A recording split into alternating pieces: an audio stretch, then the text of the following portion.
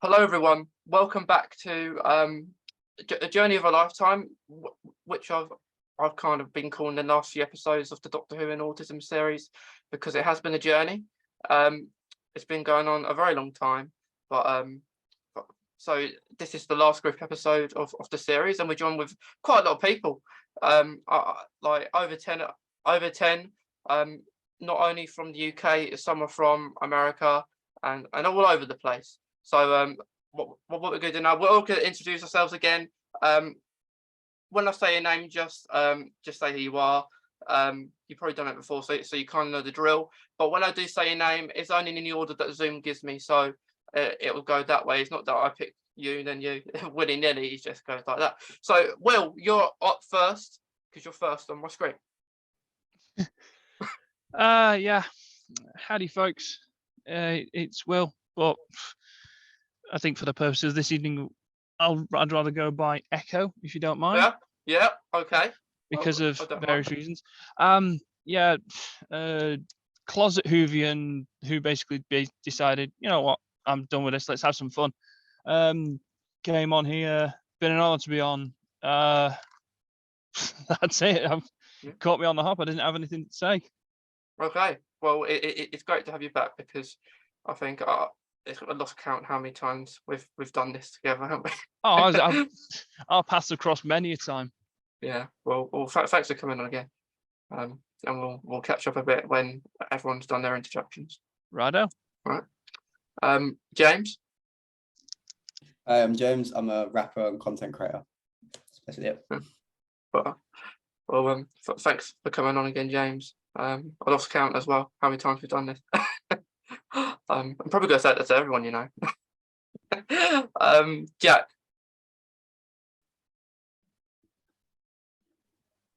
I'll take yourself off mute.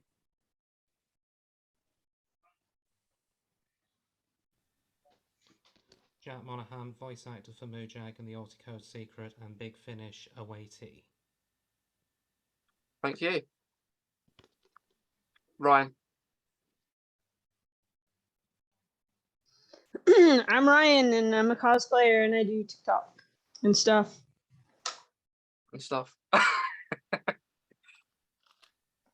Chris. I'm Chris, Spider Chris here on TikTok. I do Doctor Who content from Northern Ireland.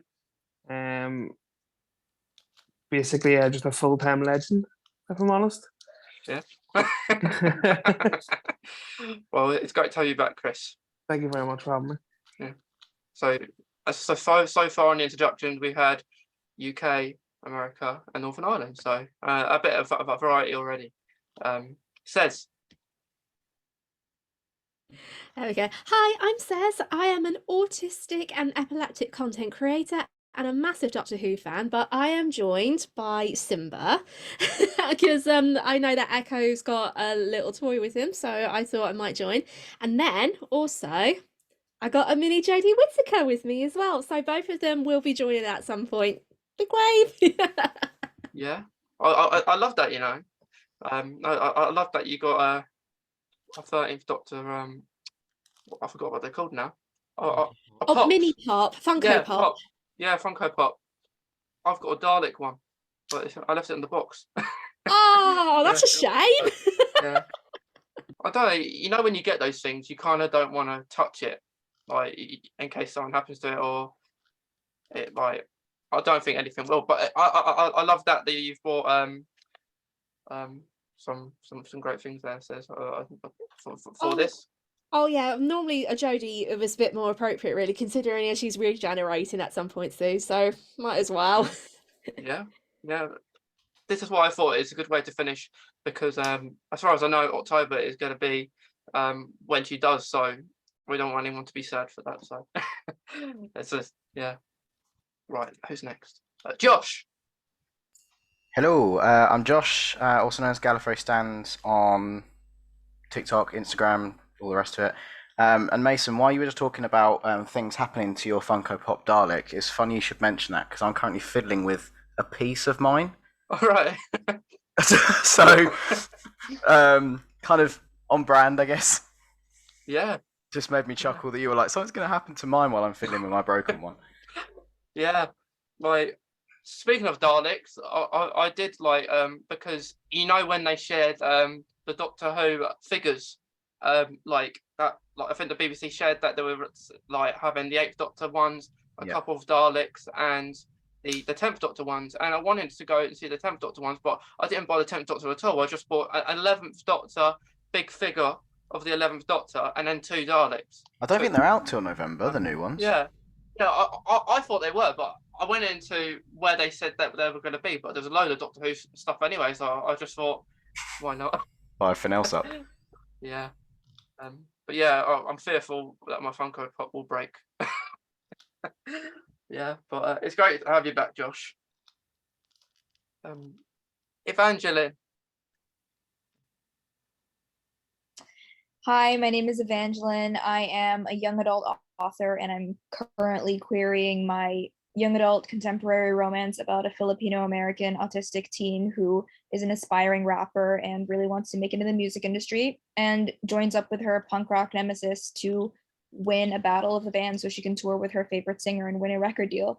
I'm also an MS student in integrated marketing at NYU, and I am going to be, in my spare time, instructional assistant teaching 4th graders in reading. I'm very excited about it.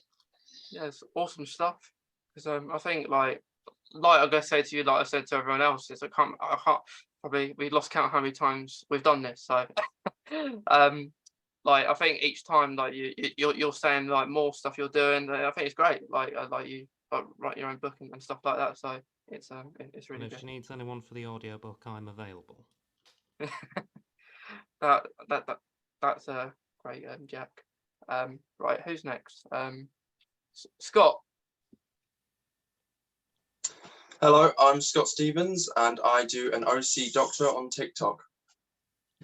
Yeah, and like it's quite funny, Scott, because when this episode goes out, it will be a distance to when the one we did went out, because the one we did the other day. So that's quite funny. But like we talked about like the or like the process of autism or autistic diagnosis, didn't we? So it was good fun. So it's glad you're back, Scott. I'm glad to be here. Yeah. Hoovian Brown, Sean. Oh, I'm Hoovian Brown. I usually do YouTube and talk about autism and usually about my daily life. Yeah, it's great to have you again, again, Sean. You too. Yeah, it's gonna be good fun. And last is David. So hello again, David. Hello.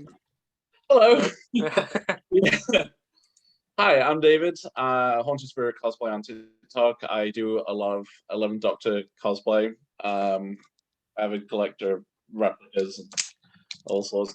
I'm also a script writer for audio plays and stuff like that. Amateur voice actor, and all around Whovian autistic nerd. So, yeah, an avid lover of Halloween. Yeah, like I see that you really like the film, so it's great. I think isn't it the last one this year? It is. Yeah. I won't tell you how many I've watched, but I only watched last year's one. I haven't seen any rest. Yeah, but it's great to have you back, because you've got a surprise for us at the end, so we won't tell anyone what that is. We might have mentioned it before, but we'll keep that top secret to the end. Right. So the purpose of this kind of last episode is kind of just evaluating like how this series has gone, I guess, and like so seeing how we're all doing. Because all of you here will probably know somebody. You might know someone who's here. If not, you'll know me. So with a win-win there. So I guess how we could start things off is there like, as like, I know not all of you are like watching Doctor Who still, due to personal reasons, I guess, but for those who are, are you looking forward to? Well, I shouldn't say looking forward, should I? But are you ready for the last episode for Jodie? If anyone is still watching it. Yeah, I think basically like it's her last episode, and you don't want to see any Doctor going. You don't want to see any Doctor going because she has had such a really good run. But it's a new year, new generation, new fans. So it'll be sad to see her go, but the legacy that she left will live on with her Doctor. Yeah, that's right. That's all right, Chris. I mean, Mason, you know how I stand with Jodie. Yeah. You know I'm not a fan of her, so yeah, I'll be excited to see what's next. Yeah. So yeah. Like for me, I do like her. So she has some good episodes, but like it'll be sad to see her go, but I'm ready for the next chapter. And Says I I can just see your wanna hand say- waving. Sorry. I just saw Says hand waving. I just wondered if she wanted to say something. Oh yeah, Oh, just no. going to say something quick. Normally I went off Doctor Who after a few episodes I had with Jodie. It's not a reason I dislike her, but I think the writers didn't really do her justice, really, and I think that's just such a bit of a shame. But normally, when I don't really watch the whole series, I always have a tradition that happens in my family now. Whenever a new Doctor regenerates now, I have to say to my parents, okay, we've got to watch this episode up until the regeneration process, but I'm really excited to see David Tennant go back into the Doctor again, and kind of really interested to see what he looks like in Jodie's clothes. Yeah. That's if that happens though, because we don't know that for definite. Oh yeah, exactly. But if not, then it could be a flashback. You just never know. Yeah, maybe. I guess as like Ryan will like agree with me here, and like we don't kind of know like until the BBC confirm it, we don't as much as many of us who like David, well not David that's here in the call, David Tennant, but like Probably like that, David too. yeah, maybe that David, yeah, Doctor. But like I'm for one that would I would love to see it. I would love to see how the story turns out. Not just because of what's gone on in the past. It would just get, I guess, like people will watch it. Like if you've got David Tennant there within the 60th, so it kind of helps the show as well. But it's going to be interesting to see what happens. Oh, absolutely, and I think with the special, it's going to bring in a huge crowd, just people curious to see how is going to go down, because we've been hearing for months that it's going to be a massive send off, and the fact that the regeneration process is going to be a little bit different this time around. Yeah. So I am both intrigued and also cautious, because I'll be the first to admit I've not been a fan of Series 11, Series 12, and Flux. I think it's been the weakest writing in Who, goodness knows, since the classic era, maybe with Colin. But I think as long as this special is good and it does 13 justice, I think it's going to please both fans. And I, for one, am very excited to see Shooty take on the role. I'm nervous, if I'm honest, about the special, because you know I'm always excited for Doctor Who. It doesn't matter what the episode is and who's in it and what's going to happen, but it just feels like everything that's been said and what we've seen in the trailer, it just feels like they've got an hour and a half to do what looks like about 5 hours worth of content, and I hate to say it, but I don't think Chris has got it in him to get that right. And you know, when are we getting to the end of The Timeless Child? How is he doing this in an hour and a half and getting Ace and you know and all the rest of it in? I don't understand how he's packing it all in and making it make sense. But anyhow, I agree with David and Josh. Honestly, I'm cautiously excited for the special because it does seem like it's going to be very jam-packed with old companions, old enemies, and I just hope that everything gets enough breathing room to not feel forced and not feel like it's just there just to be in the episode. I hope that everything is involved serves some sort of purpose to the plot itself. But I am also quite nervous about the episode simply because it is her last episode. So depending on however it goes, whether it's tremendous or it's awful, this is her last episode. So it will be sort of like the bad taste in someone's mouth. It will be the last thing they remember, no matter what. When you think about Jodie or any sort of doctor, one of the first things you think about is their first and last stories. So I just feel if this episode isn't able to give her the good send-off that it claims it's going to be able to, I feel like it is going to be quite disappointing. Yeah, I completely agree because like for those who are watching it at the moment, because I know everyone here is currently watching it, which is it's understandable, but within the story, there's half a dozen plots that haven't been resolved yet. So like Josh says, it seems like a 5-hour kind of thing that needs to be happening here within, as we know, it's an hour and a half kind of length, which with half a dozen characters, like now I could probably say about 10 characters in that trailer that we saw.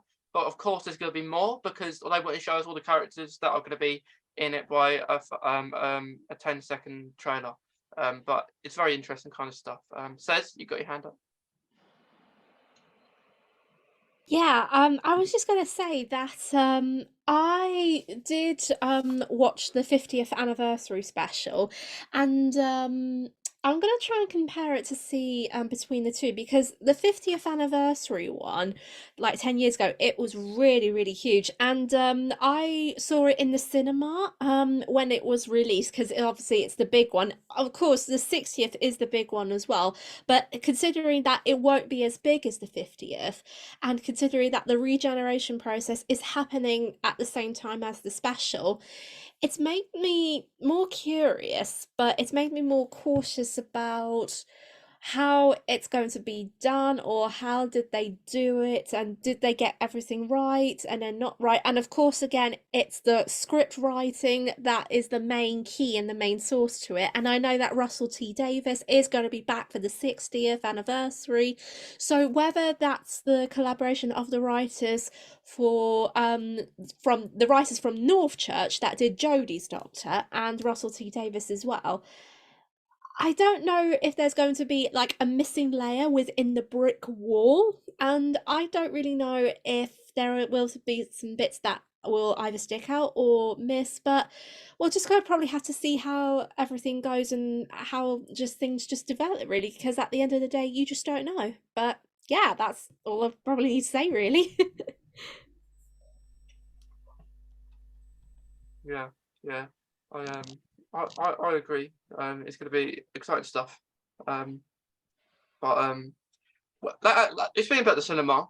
Like, is there anyone that prefers? Like, I know, like with Doctor Who, like with these specials, that they're possibly that will go in the cinema. But would anyone prefer to watch it at home, or would you go to the cinema to watch it? Because it will be both ways. You have the choices. Sean, I'll go with you because I haven't spoken for a while. Like basically, I agree with you because I watched it with my friend at 10 years ago. We watched it at my house, and it's like we were both obsessed with it, and we watched it on BBC America. And it's like, it's like my friend from college to watch this with me, even though she's never seen Doctor Who before. But I might just watch it at home with her. Yeah, it's that makes sense, Sean. Josh? Well, I watched the 50th in the cinema, and 100% would watch Doctor Who in the cinema again. I mean, it's just a bigger experience. But going back to what Cez said about it being maybe not as big as the 50th, to me it looks like it's going to be bigger. You know, with some of the shots we've seen from kind of filming and things like that, it looks massive. And you know, the rumors that it's going to be a 3-part, and you know, rumors of doctors coming back and whatnot, it looks huge. And with Russell writing it as well, it just, to me, feels massive, and I'm excited. Yeah. David, you say something? Yeah, I was lucky enough to see the 50th when I was living in America.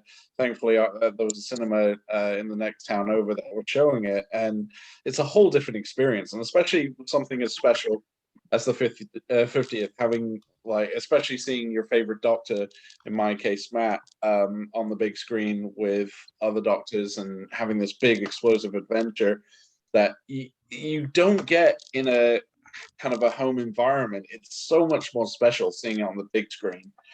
And honestly, if they do the 60th in this version, I can guarantee I'll definitely see it, because there's a whole different world between watching it at home and on a small screen and having surrounded by fans. I mean, we were surrounded by all the cosplayers. We were all dressed as our favorite Doctors, and it's a whole different. It's an event, and I feel that especially for something as big as the 60th, it's going to be very special to see on a much larger screen. Personally, Yeah, it's something it's very exciting because personally I didn't see the 50th, but the 60th is like Josh said, and like it's going to be bigger because like I always say, like around this time I haven't been as a fan, as we're all fans and we really adore the show. Like I haven't been this excited since maybe David Tennant or the Crystal Eccleston kind of times, going into Matt Smith. So it's that exciting for us to be talking about this kind of stuff. Echo, you've got your hand up. Yeah, I was going to say, because for me, it was a one-time deal for me. I started watching around the time of Christopher Eccleston, and by God, it scared the proverbials out of me. I'll be honest. He had some of the scariest episodes, but he also had some of the best writing. And I've watched some of the ones with Jodie Whittaker, and they're fantastic. They're absolutely fantastic writing, but at the same time, I am going to miss her. It's not just that, it's the fact that she was the Doctor through 2020, and she put out that little nugget on Facebook, I think it was, where she's hiding under her own stairs, like as a message from the Doctor. It's like, this is what I like. You see the actor on screen, but you also see the human behind it. Well, that we did with Jodie. I don't know if we did with Christopher, but the whole thing I liked about Christopher is he was possibly my favorite Doctor. Okay, his episode scared the hell out of me because Daleks and Cybermen and various other things. Not to mention the old, was it the empty child with the gas mask, something like that? Yeah. That scared the bejesus out of me, I'll be honest. But it was also the quality of the writing that made it scary. That's what you want. You want the quality of the writing to scare you a bit. And it's not the whole, I'm trying not to wax lyrical about Christopher Eccleston here. With Jodie, she's had that writing, but she also hasn't, in a sense. It's here and there. I from what I've seen, she's had it, but she's also not had it. And like I say, hopefully this regeneration of her will live up to the expectations that I have personally from when it went from Christopher to David Tennant, who coincidentally is my second favorite Doctor. Yeah, that I agree, because like you say, it's one of the empty child kind of things. That scared me too. I bet it scared most of us here. Like the transformation of the Doctor with the other Doctor fella, with his face became this gas mask. That was, I had nightmares for weeks on end, and I was only 9 when that happened. Hang on, was it? What year was it? 2009, wasn't it? Eccleston, yeah. No? 2009. No, Eccleston was 2005, wasn't he? Oh, yeah. Yes. No, I was a lot. Yes, of course. That's why it scared me. Yeah. It's been a while since I've watched Doctor Who, so my hooving credentials are a little bit rusty. I'll be honest. Oh, that's okay. Don't worry. Oh man. Chris, I feel way out of my depth here. Chris, you've got your hand up, my friend. I have my hand up, yeah. But may I just add that The Empty Child is one of my favorite episodes, but that's not what I was wanting to say. Unfortunately, we don't have anything over here where I can like go to the cinema to watch it, so I don't experience the way you would experience the cinema side of it. You know, going and seeing the 50th and 60th. I had to sit in my home to watch it. But I think regardless of what way you look at it, you know, the 60th is probably going to, as Josh says, it looks bigger and better. It's going to be a good send off for Jodie, and it's going to be a huge welcome to the next Doctor, which I think is good. And you know, as I've said to you before, you know, every time the Doctor regenerates, it sort of introduces a new side. So when David came in, it introduced into the American side of Whovians.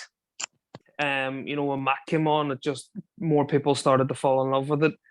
And I know everybody has their opinion on Jodie, you know, and the way she is as the Doctor, but you know, I feel that she is a very good Doctor, and she has opened the door for, you know, females to take role. You know, she's not just a female; she's a Time Lord. She's, you know, so on and so forth.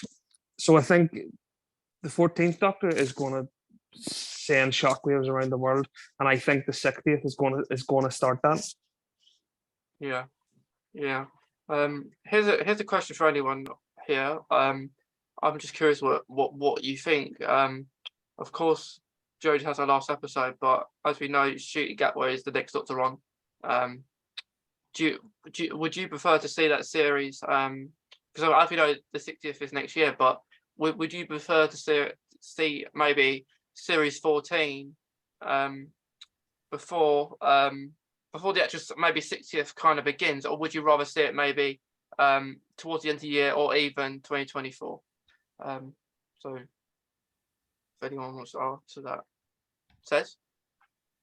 Well, personally, I think what would work out really, because you probably might need to get the 60th over and done with first, and it does take a long time to get everything ready, because since they only just announced a new Doctor, and from like an acting experience, it takes time to prepare and rehearse. So my guess is that depending on how much the time and preparation they will have, I would say probably 2024, because you got to think like how much time and effort they'll all put into it, really. And I just kind of think it makes absolute sense if they do it a little bit like later. But of course, David Tennant's gonna be there for like the 60th. But since they got room for the 60th episode next year, it just makes sense really for the next Doctor to start in 2024, but that's my personal opinion, to be honest.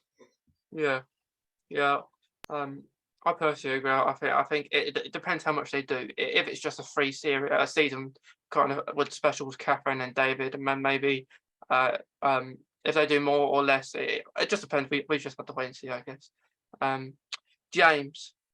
Right. If we're talking from production, it would make sense that series 14 will start, or Shruti will start in 2024, because again, what said preparation time, they don't have enough time to get it all done before the 60th. And also I have a feeling the 60th chronologically will happen before the regeneration anyway. So if we're looking at what the BBC normally do and how quick times are to make production, it would make sense it happen in 2024. Yeah, because of course you see all these leaks with filming, but that there would be more private. They haven't got enough time to do it for 2024. I think what it'll do is they'll have a gap. So Jodie will regenerate, and then it will be a massive gap until the 2023 special, and then 2024 it will be the first series of Sweet. It's very exciting. Josh. I mean, correct me if I'm wrong, but I'm pretty sure they've said, haven't they, that it's going to be 2024. I'm pretty sure they've confirmed that. But there's two theories floating around about how they're going to do the 60th. Either, as you said, James, it'll be a year. We'll have to wait, which isn't unheard of. You know, we've had longer than a year before, like between the two Christmas specials with Capaldi, that was a year, wasn't it? So it's not unheard of. But then there's, like I said earlier, there's rumours going around that it's going to be a 3-episode split across the year and make it a whole year thing. So, you know, like one in spring, one in the summer, one in November, which would be great, obviously. I want as much as I can get, but we know they haven't started filming season 14 yet. We know, as far as I'm aware, I think they're starting after Shooty's finish with Barbie. Is that, or is it after he's finished with Sex Ed? I think it's one of the two. So it's not far away. So they're getting started pretty soon. Yeah, yeah. I'm not sure if they have confirmed. Like, I know. I'm not sure if it's confirmed for to go on 2024. But you're right when you're saying there probably will be a massive gap, because there was with I think when Jodie was from Peter to Jodie in 2017. Then I'm not sure if they did anything in 2018, like series wise. I think they had that massive gap, and then it went back in 2019. So it's very interesting stuff. Echo. I just from what I've been hearing, I think that 2024, a bit of a stretch, but it's doable. You've just got to get it right. And this is the thing that the BBC seem to be able to do. They seem to be able to get it right. Like they seem to be able to work to the deadlines, various assortments, etc., etc. Because I don't know too much here, so I'm going to need to draw on everyone else's knowledge. But when it comes to David Tennant coming back to it, I'm looking forward to that bit personally, because David Tennant was hilarious. I liked him. I like Christopher because of the sort of the wit, but David Tennant had a seriously funny sense of humor, a seriously funny set of episodes. The one that springs to me is the family of blood in their ship. Yeah. They shove him across the thing after they're taking his watch, and he slams his hand down this pillar of buttons. And really shouldn't let me press all those buttons. Exactly. I've got one bit of advice: run. And the way his face just lights up when he says run, it's fantastic. So I really can't wait to see what him and Jodie get up to, because it's going to be fun. As for the whole episodes thing, when we get the 14th Doctor, because I read somewhere that we were only supposed to get 12. I don't think it's worth breaking that boundary to give more people a chance to see this show, because we've only had up until David. Matt Smith was 11, wasn't he? Yeah. Yeah. Right. Okay. So I've got something right. Was it David Tennant after then? He was 12. 10. He's 10. David Tennant's 10. Yeah, thought so.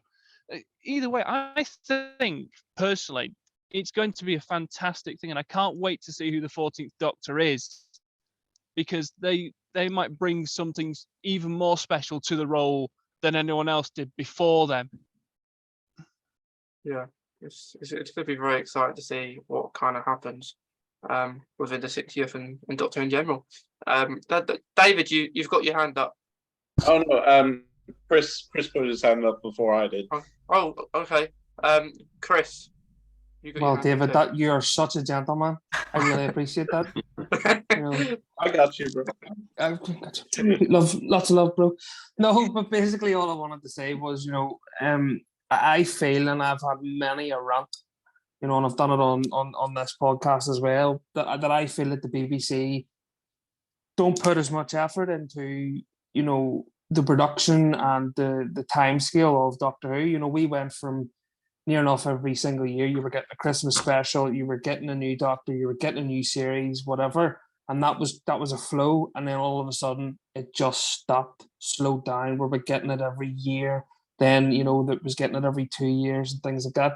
So I feel, please, it's just my opinion of it, I feel that BBC should potentially move on, sell off Doctor Who to the likes of Disney or Netflix or something, a production that will put that effort and put that regeneration of life back into the production, to the scale of what it can go. If Disney got it, and I've mentioned on here many times, if Disney got it, imagine what they could do. Imagine the people that they could touch in their lives that Doctor Who that they've never experienced before, but the BBC are just so orientated that that's theirs, and I don't think they'll ever let it go, but they should they really should. Yeah. I completely agree with exactly what you're saying, Chris. Because like agrees. yeah, and I think everyone agrees because I could Ryan doesn't. in the chat there. Yeah, do you have anything to say, David? Onto that. First off, Echo, this is the 14th Doctor. Ncuti Gatwa. Ncuti Gatwa is confirmed as 14. I'm going to say something very controversial, and this is an opinion I've had kind of hidden away because I know there's a lot of, especially Ryan, there's a lot of 10 fans on here. I'm kind of over the fact that the BBC overuses 10 a lot for like, don't get me wrong, I love 10. I really do. Before anyone crucifies me, I do love 10. 10 and 11 are my favorite of the modern series next to Chris and that. But yeah, 10 and 11. But it just feels like, especially for some of the bigger things, they always just, okay, how do we get ratings up? Let's bring back Tennant. And yes, I know he brought back a lot of the, the 10 era was a bit of the golden era only because he brought in a lot of fans to the show. But there's weirdly enough, it's the one thing of the 60th I'm not actually looking forward to. I was kind of hoping that they bring in many of the older Doctors because in the 50th we did have 11 and 10, which was a fantastic combo. And yes, I am excited to see Bernard Cribbins in his last role as Wilf, but I think in the future they should move on and give other Doctors a chance. I mean, heck, 8 needs a lot more stories, even with Big Finish. So, but I'm excited for the 60th. I think, given the fact that the BBC has not, well, to be fair, part of it's Chibnall's fault for not promoting the Centennial special. So I hope that with this big send off to Jodie, the 60th will be not just one complete story on one Doctor, but a combination. I hope it is what I've heard rumors that it's an anthology with different Doctors. We're hearing that Matt might reunite with the Ponds, which I'm really, if that's the case, I'm really excited. But we could have Peter and stuff. I really hope it is like kind of an anthology rather than one focused story. But we'll see. Anyway, that's my controversial thought for the night. Yeah, I think we're going to get a few, David, so you won't be the first. I'm going to go with what people with their hands have got to say, and then we're going to move on to the next bit because it's very good what I'm saying. So I don't know, can Josh and Says kind of decide between you because I don't know who put your hand up first. Because that happened with Chris and David, and I got it wrong. So I want you two to have a. I don't mind. I'll be the gentleman. Says go for it. I was going to say, oh, Josh, thank you so much. As a gentleman. What was I going to say? I think from what I've seen through like the different parts of like chat, because obviously everyone's been chatting in the chat as well.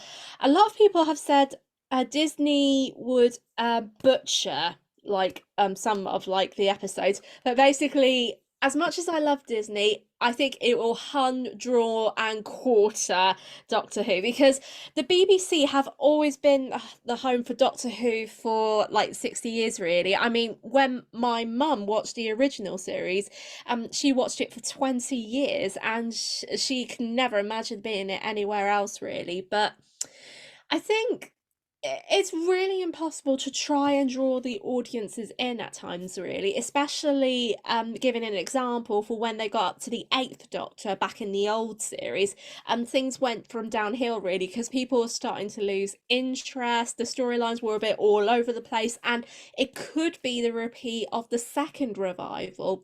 But if the writers or the team play their cards right, then it could be a little bit longer. But with like the anniversary specials, they've done something big. Like for the 10th anniversary, they had about 3 of the Doctors, like the first 3 Doctors, and then they had 4, and then they had 5, and then so on and so forth. But I think it's going to be really interesting to see how it could grab the audience attentions back.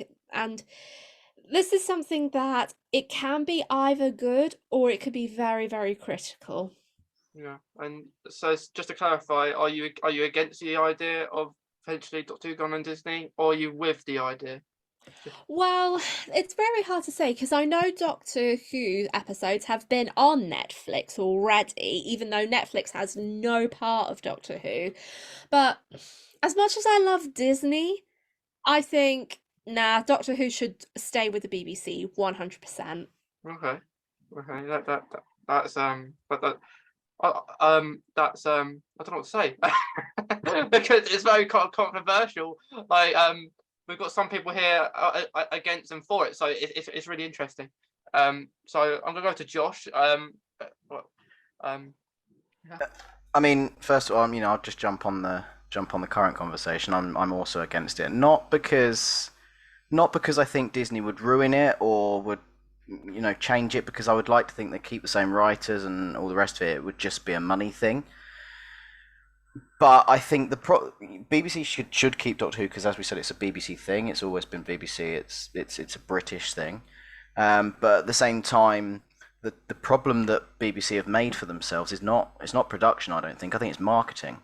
If you look back at Russell's first run, we were getting that. Every time you went to a shop, you saw something orange. It was probably Doctor Who. That you recognised that. They were releasing like the trading cards, the action figures. There was Doctor Who everywhere. But what is there now? Nothing. I can't think of a BBC licensed piece of merchandise. The only merchandise that comes to mind is the action figures that aren't.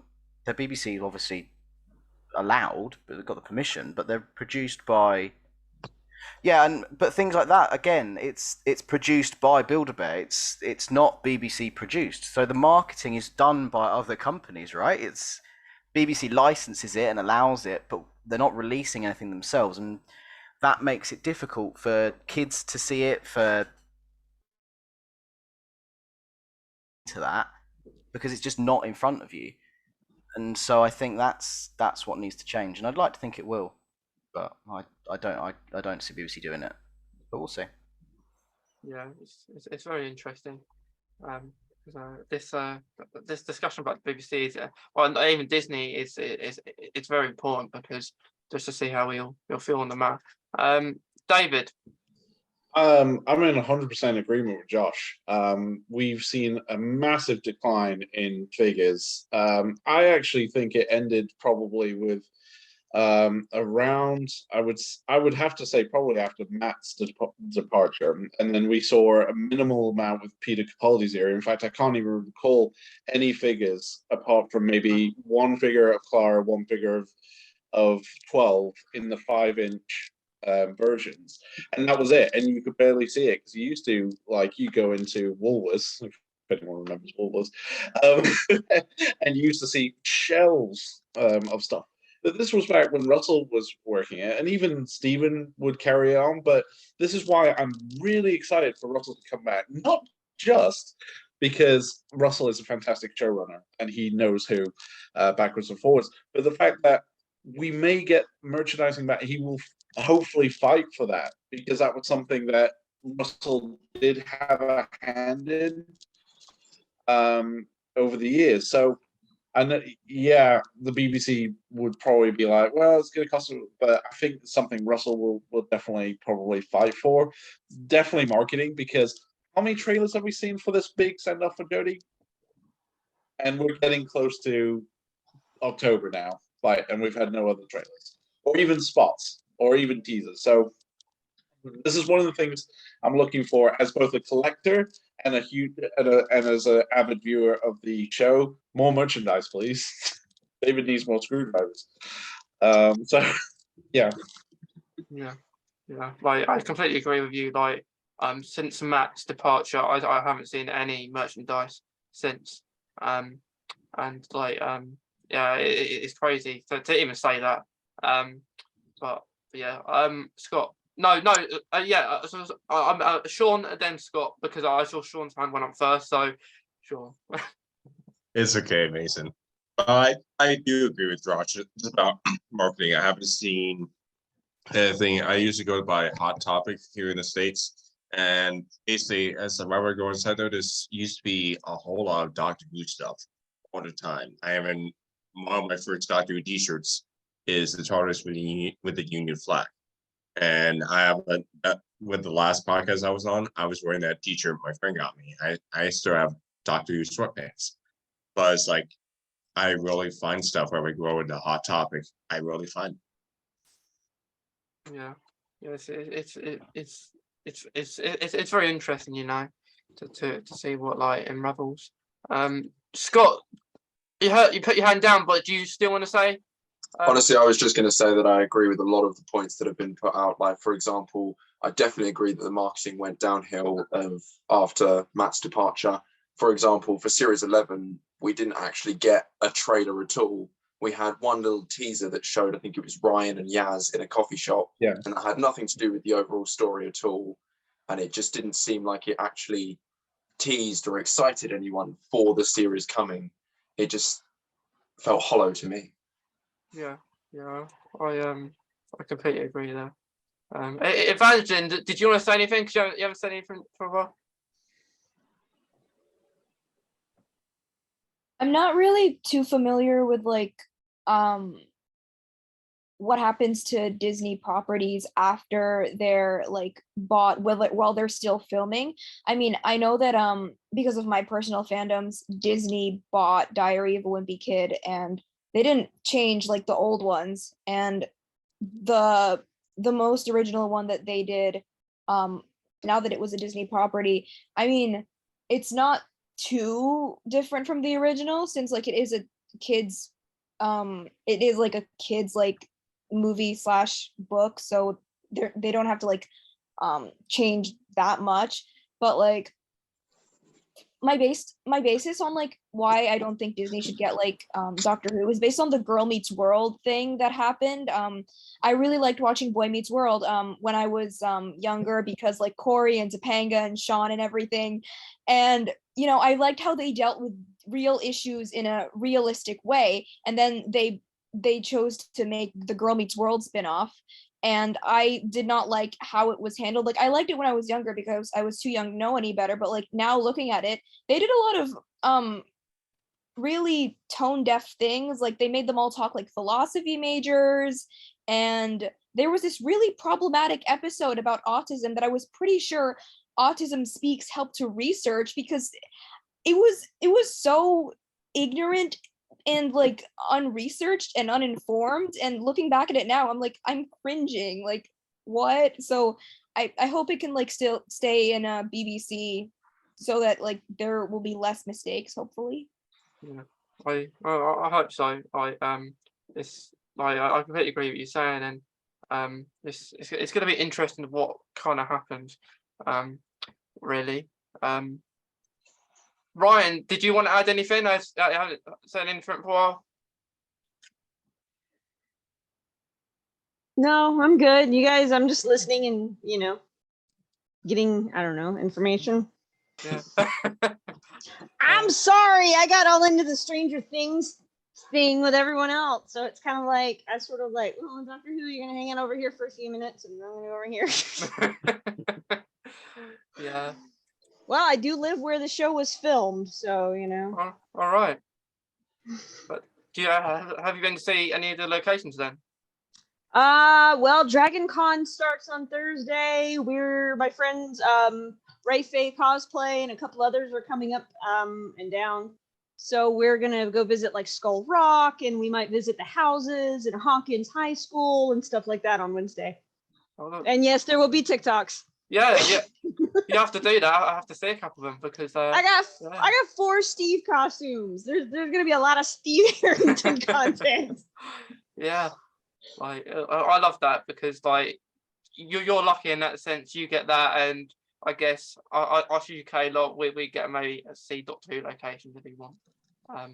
which is it's good like either way. But yeah, and then David's got his Hellfire Club kind of over there. Hold on, I want to show you something. Oh, right, Ryan, you go and get that.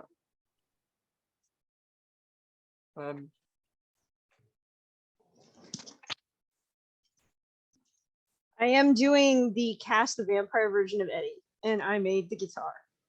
Awesome. But it's a shield, because my headcanon is that Vecna broke his guitar so he could use it again, so he turned it into a sword and shield. That's awesome. Thank you. Yeah. That is you kind of create your own kind of things a lot, don't you, Ryan? So it's pretty cool. Josh, sorry I've kept you waiting for a while. That's all right. That's all right. We've gotten some interesting things, but I'm afraid I'm going to drag the conversation back a little bit to when we were talking about advertising and crap trailers. Does anyone remember? Because I feel like it's just a horrendous fever dream. Does anyone remember that awful treasure hunt thing they got us to do before Flux? And it was impossible. Like, nobody managed it. They had to just release the answers, I think, in the end. I didn't even try. I just saw it and left it. I tried, but they were like releasing pictures, and it was like a tiny bit of graffiti in the corner that you needed, and like the third page of the Doctor Who magazine that they made no. Like, what? It's like, you know, I like a puzzle as much as the next guy, but make it doable.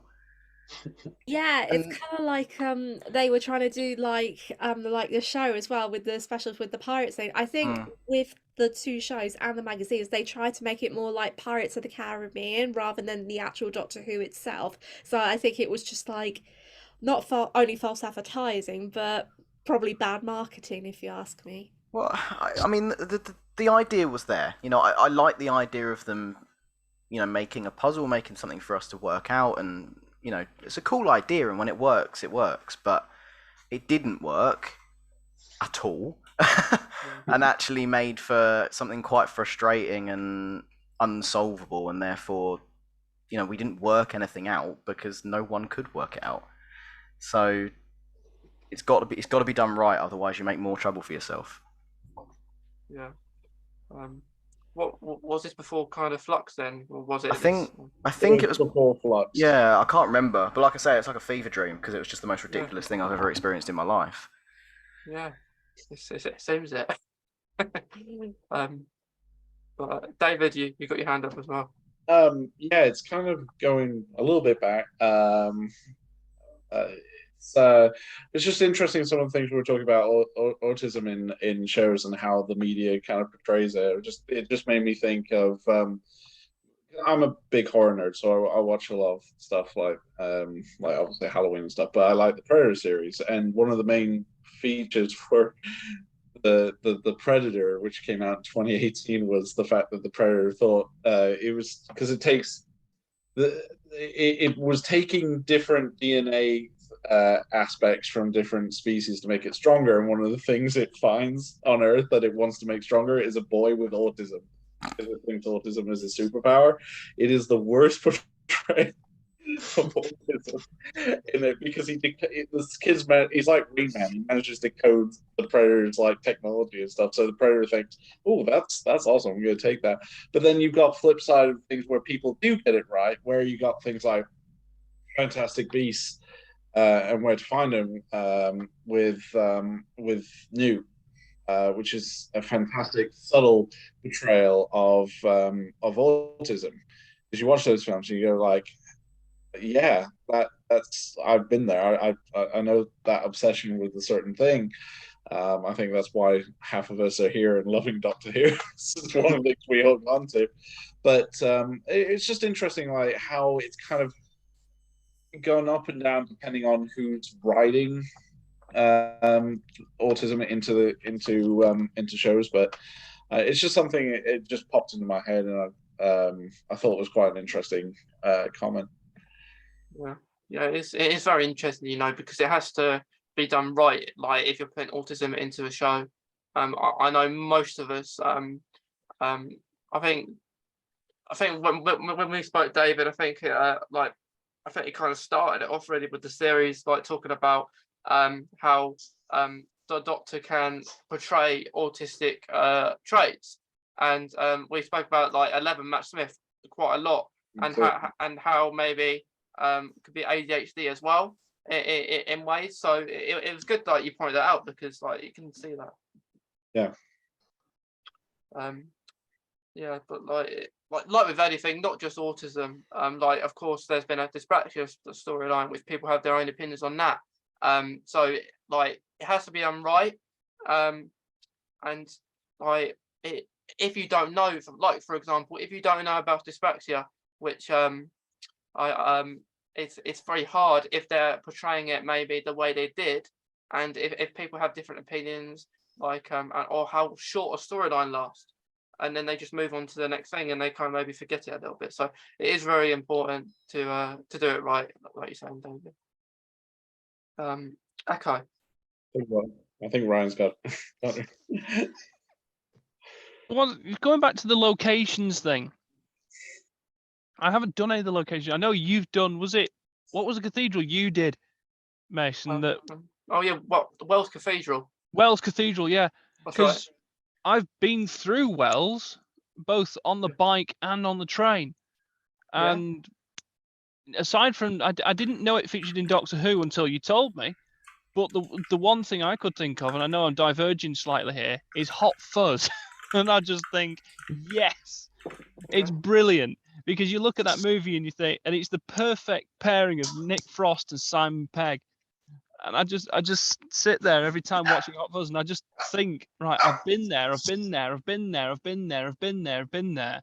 seen that, and it's just brilliant. Yeah, I completely agree, and it's great, you know, Wells Cathedral. If any of you get the chance to go there, but I'm going to go to Ryan because she's got her hand up, and I'm sorry I didn't see it before, but both of you. Well, no, what I was gonna say is hopefully I'm not muted still. Okay. No, we can hear you. We can hear you. What?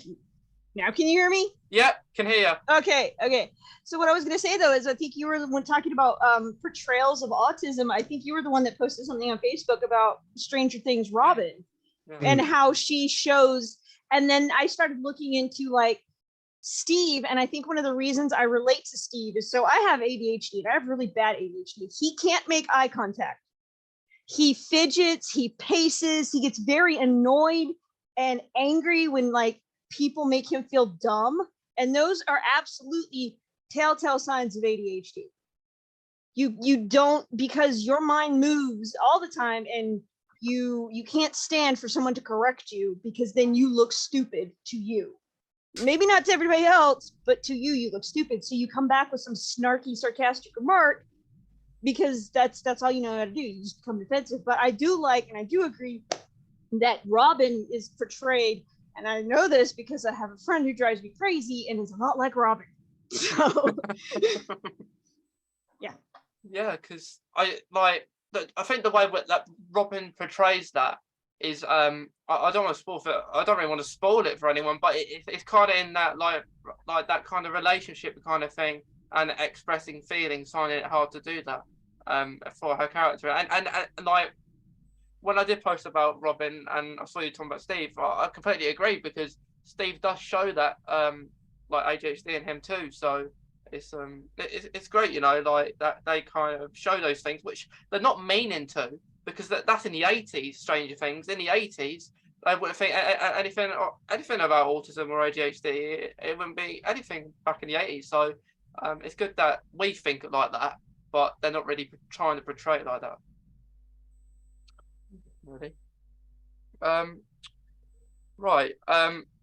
Josh, when on the last episode of what we're calling a journey of the lifetime, Alan asked a really interesting question. As you know who Alan is, which I'm going to ask everyone here, because I'm very interested to know. The question was that if you could if you have one, you might not have one, but what is your go-to episode in like Doctor Who that you'll go to and you'll watch it? And it was a very hard question. Like I had to think real hard about it. And like it's that like one episode that you'll go to, without a doubt. I'm going with Ryan because I had your hands back up again. I won. No, that was easy. I don't know why I like this episode so much, but probably the girl in the fireplace. Me too. Good choice. I Me don't know too. why. I love that one. Yeah. That's me too. David, I'll go with you. Mine, and I mean, I could watch any of the Ponds with 11 and it makes me happy, but the one that I'll always go back to is the 11th hour, because one, it's one of the best Doctor introduction videos, episodes, and also it just there's so much in it that just makes me like smile, and I still get goosebumps to the "I'm the Doctor" scene on the rooftop. So I think for me, it's definitely Matt's first episode. Yeah, it's a really good episode, you know. But David, let me ask you a question about that episode. Yeah. Did you know the pond in the 11th hour? Yep, I've been to it.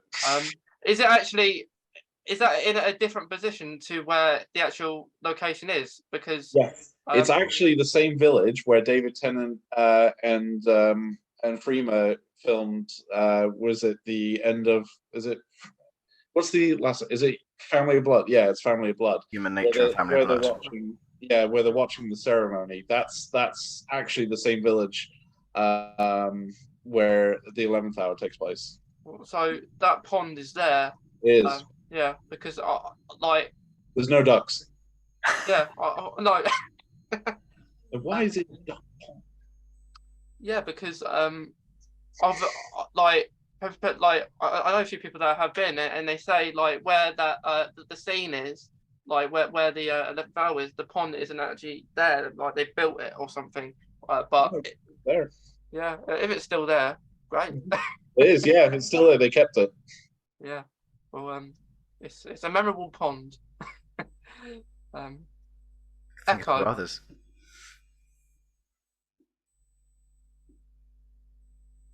If I can unmute myself, that'll help. There's two go-to episodes for me. First one, and has my favourite quote from Christopher Eccleston, and that's the lone wolf one where he goes to rescue Rose Tyler. I'm not going to say the quote because I said it in my episode, but damn it, I hope to God you know which one I'm on about. Yeah. But there's another one. You know which one I'm on, right? Yeah. Yeah, I know which one I'm on. Should I not? Should I not? You can if you want. Give us it. Yeah, tell us. Let's see if I can bring out the inner Christopher Eccleston in me, because it means no. Because this is what I'm gonna do. I'm gonna rescue her. I'm gonna save Rose Tyler from the middle of the Dalek fleet, and then screwed it up. And then you were there. Yeah. Yeah. And then just to finish off, I'm gonna wipe every last stinking Dalek out of the sky. And then they're all like, they're panicking. You can actually see the panic in them, which is the best bit. But another one is, I can't remember which, it's the episode where he discovers the Dalek. That's another good one that I'll go and watch, where he discovers it in the guy's basement. Dalek. Yeah. It is called Dalek. I didn't think it was called Dalek. There you go. And then obviously the third one, I know I said two, but it's technically three. But the third one will be the one where it's the Family of Blood in the ship with David Tennant. Those are my top three that I'll go and watch. And I go and watch those clips religiously because it's just fun. Yeah. But it's like, it's the whole thing of, I enjoy it. Yeah. I have this massive fascination with Christopher Eccleston, but it doesn't mean I don't appreciate the other Doctors. Because there's so many different companions, so many different storylines. There are places you think, God, I don't know where to start, and you just start from the beginning of the episode and work your way through it. And say, oh, so that makes sense, and that's there, and you start piecing bits together. It's something I watch when I want to actually use my brain a bit, because you got to follow what's going on, and that's the bit I like about it. Yeah. Yeah, I completely agree, and I love what you're saying, like about Yeah, I like just remember where I went wrong with the quote as well. Yeah, Because I'm going to save Rosai from the middle of Dark Fleet, and then I'm going to save the Earth, and then just to finish off, I'm going to wipe every last stinking Dalek out of the sky. Just it works because it's got. I'm from the same area as Christopher Eccleston was, only I'm the opposite side of the city. He was Salford, I'm North Manchester. But what the best bit is, I'm from the same city, so I had the same grit and wit as it were. yeah. I guess it's good when you're around the same area as the actor or as such, then you kind of relate to them, I guess, like maybe the mannerisms and stuff like that. But Totally. yeah. I love the quotes, and I love the little speech that you've done there. I had to. I absolutely had to with that one. It was a too good of an opportunity to miss. Yeah, very good, very good. Says. Right, there we go. I think for me, my go-to episode, one of them was the 11th hour. But I know that I won't go into that really, just because everyone else says that. But my other go-to episode, which is my top one, is the Rosa Parks episode, and that was the last episode that I really liked. With Jodie in it. That's when she first started. But that was one of the most powerful episodes of Doctor Who I have ever watched in my lifetime, because I know I am a big history nerd, but the way they included Rosa Parks and the way that they challenged discrimination and racism, I thought that was a massive well done, I think. And I think I stand by my statements of that, because I know that I've got so many friends who are gay, transgender, black, white, and this kind of thing for me is very, very powerful, and it can relate to a few other people as well. So I definitely think the Rosa Parks episode holds a very special place in my heart, really. And if I don't think anything else can compare to the Rosa Parks episode, but if it does, then I will be first surprised. And I can see Scott's wearing a fez as well. Fezzes are cool. Yeah, I love that, Scott. But I completely agree with what you're saying. I think even though for many of us, Series 11 is a blur, but I love that episode as well, especially when they're on the bus, and like I think that scene was very powerful on the bus. Oh yeah, definitely. And that song as well. Oh, I still listen to it this day, really. When I first heard it, it gives me goosebumps every single time. Yeah, that's it. It says, and you mentioned about transgender and stuff. And another thing I like about this series, it's called the Autism and Doctor Who series, but lots of other things other than that are mentioned, which I think is great, because there's so many things that we can talk about and raise awareness and acceptance of. But yeah, I completely agree. The Rosa Parks episode is a very good go-to one, and especially if you really like history too. Yeah. Scott. I would have to agree with a lot of people who have already said the 11th hour. It is truly one of my favorite episodes. I think it is the best starting episode for all the modern Doctors, because within the first episode, and you could argue this for any of them, but I just feel that throughout the whole episode, there's not a moment where you don't think that Matt Smith is the Doctor. Like, he comes out of his regeneration and instantly you can feel, I don't know, that he is the Doctor. And that, like, I think it was David said, the speech at the end where he walks through the projection and says, "I'm the Doctor," I truly felt like the power in that moment.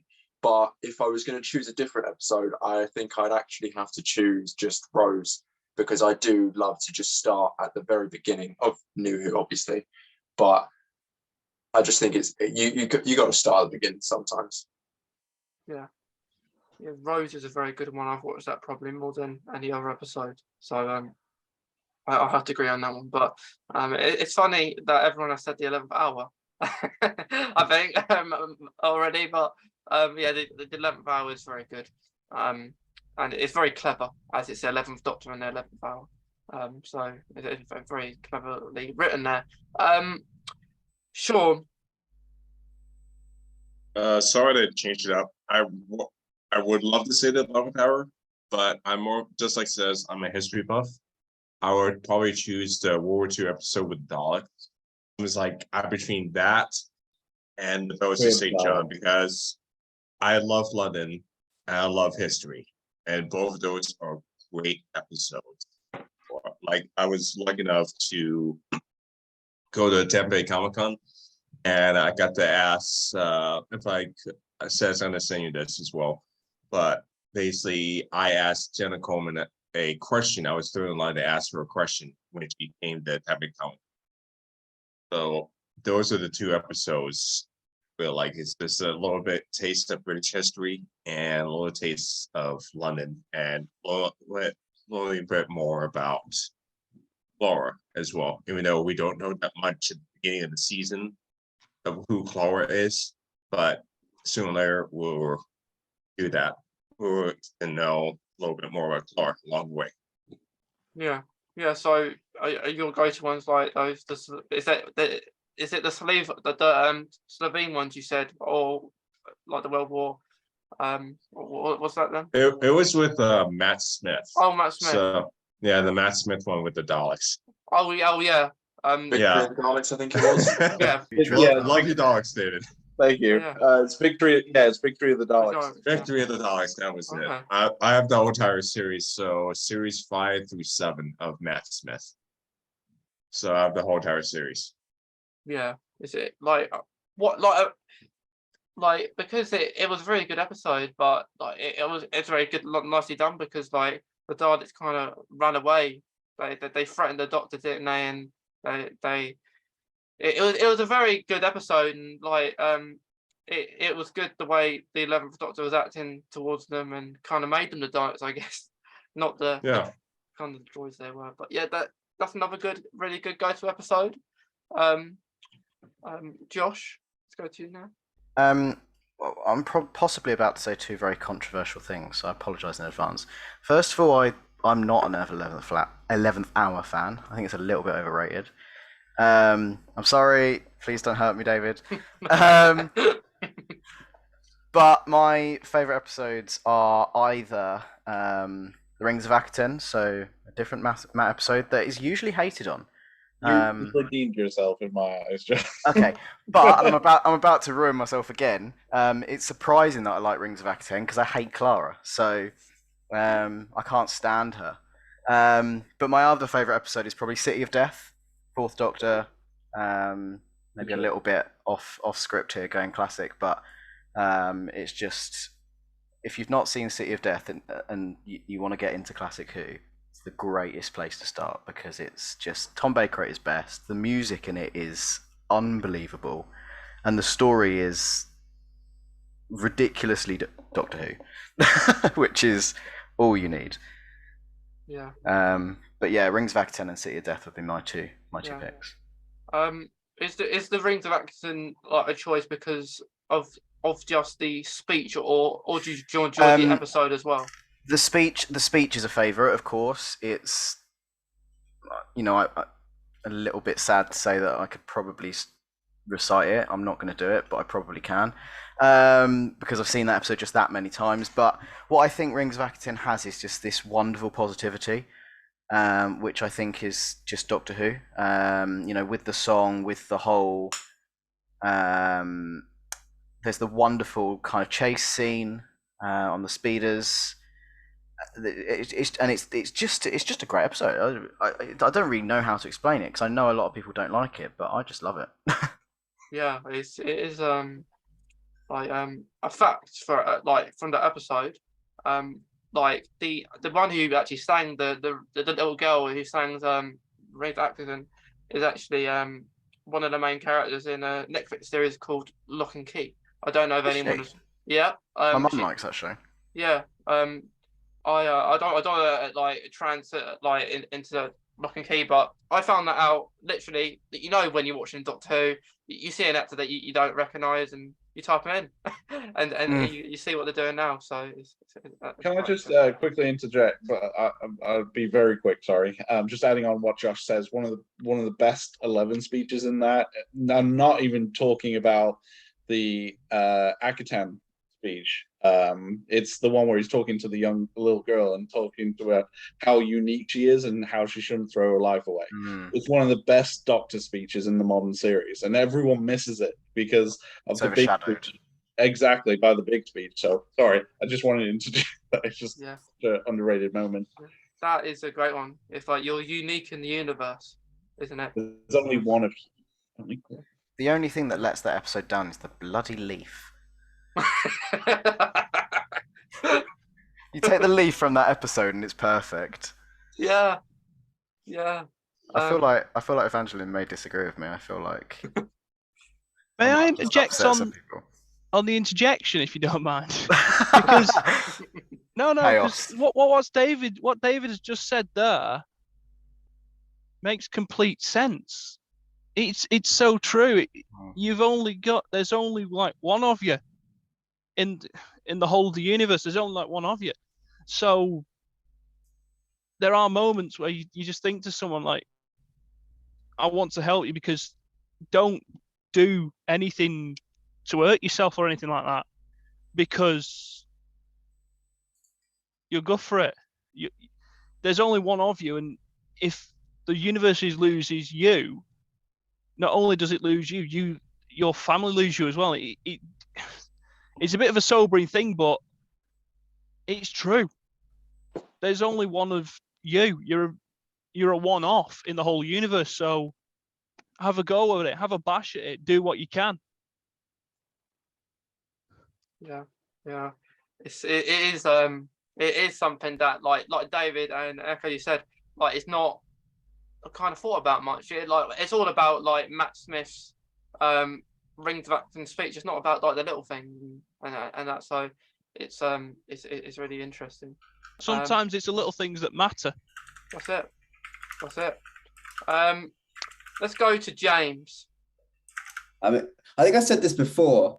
My go-to episode of watching is the ones with James Corden in them, the Lodger and that random Cyberman episode. And I don't know why, because they're not good episodes. I just like watching them. Yeah. I don't know what it is. It's weird. They are pretty funny though. Yeah, they're not even good episodes. I just find them interesting. I think they're both Cybermen ones, aren't they? No. No, Yeah? Only one is. Oh, only one. Yeah. The second one is. The first one's what is the villain in the first one? It's the Lost, isn't it? There isn't a villain. It's a TARDIS villain. I don't know what it is. The first one's the Lodger. The second one is Closing Time. But David, the Lodger, what is the villain meant to be? It's the strict AI, I think. I think it was the fact that it was searching for a pilot, wasn't it? It's an offshoot. You don't really get this in the main series because they don't go in, but there's some kind of offside lore to it, and it's offshoots of the Silence practicing with time travel technology. It's the same ship, isn't it, from the Impossible Astronaut? Yeah, that's what why it's the same. It's not because they're reusing the same set. There is an actual reason to it. Yeah, that's what I thought. Yeah, but they couldn't get it right, so the pilot ends up burning out because it was one of their experiments from the Silence. It's in one of the side kind of stories that you kind of find out. You're like, oh, because I think it's in one of the books. Like the Doctor just goes, well, oh yeah, so it was one of their failed experiments. Like they tried time travel, and that's what it is. It's not really explained unless you read the sub stuff. It's not important. It's not. It's a one-off. James speaking the hard truths there. Yeah, like that. The villain is so like you don't really know what it is, but it's pretty crazy. That is. Evangeline, I think you're the only one who hasn't said like any episodes, but if you like, do you have any kind of go-to episodes at all? One episode that's like standing out to me right now is I think it's episode 2 of series 8 where Clara gets stuck in the Dalek and she has to like try her best to convince the Doctor that she's stuck in there, and that's the first time we learn that the Dalek does have like at least one loophole, and that's mercy, and that's only because the Doctor went back in time and showed the Dalek leader mercy when he was a child. And that just like really made me think of time, because like if that didn't happen, then she wouldn't have been able to get out. And like for me, that shows like a really important part of the Doctor's character, because like it's sort of like going back in time to see Hitler and everything, which they actually did. And it's like wondering if this person who was like capable of causing this great evil was like vulnerable in a position, you know, would you let him die or would you save him? And the Doctor really showed his character by trying to help him out, even though he knew that like once he grew up, he would grow up to create the Dalek race. And that one show of mercy like ended up saving Clara in the end, and is the Daleks' one positive quality. So it shows that like, you know, being kind is very important, you know. Oh, the Witch is Familiar from series 9. Yeah. Can I just jump in and say something really quick? That episode kind of confused me at some point, because it seemed like a bootstrap paradox to me also. Because obviously the Doctor only gets the idea to go back and save Davros after Clara's already escaped. And like she's already got out of the Dalek and already like begged for mercy. So the Doctor gets confused and obviously asks questions how the Dalek could say that. So I'm just curious, in the original timeline, did the Doctor just shoot Clara, or did something else happen? I think a bigger question as well is, why didn't Davros know who he was in Genesis of the Daleks? I know, yes, it was made in the 70s, but if he met Davros as a kid, and as Colony Sarv says in that episode, Davros remembers, Davros knows. It's like, okay, so he met the fourth Doctor and he knows he's the Doctor, but he just didn't mention it. Just casual forgetfulness. And met him like 5, 6, 7 more times before. Like, oh, I story. remember you. We're just never going to mention the fact that we met as a child. We're going to forget that. But I think as Doctor Who fans, we have to just sometimes just allow continuity errors, because it's so big and none of it makes any sense anymore if you really delve into it, does it? It's 50 years of history that you've got to get right, so you're never going to get everything right. And it's all going back and forth and rewriting itself, so how are you supposed to get that right every time? I don't think you'll ever get it right with a time travel show. Believe me, I'm writing a time travel novel, and it's so hard to remember where I've been and where I haven't been. Yeah, it's interesting, because before when we spoke, Josh, that you said that like in your like as a history teacher, you share like clips from Doctor Who, like from the history that help you with the class. Yeah, so says you'll talk about Rosa earlier. When I teach the civil rights movement, I use the Rosa episode to teach. I mean, I could use any documentary or any show or whatever, but it has to be Doctor Who because it's me.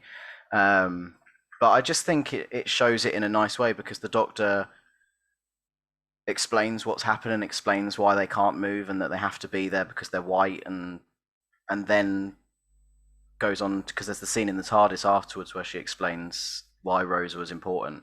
It's a really well done piece of.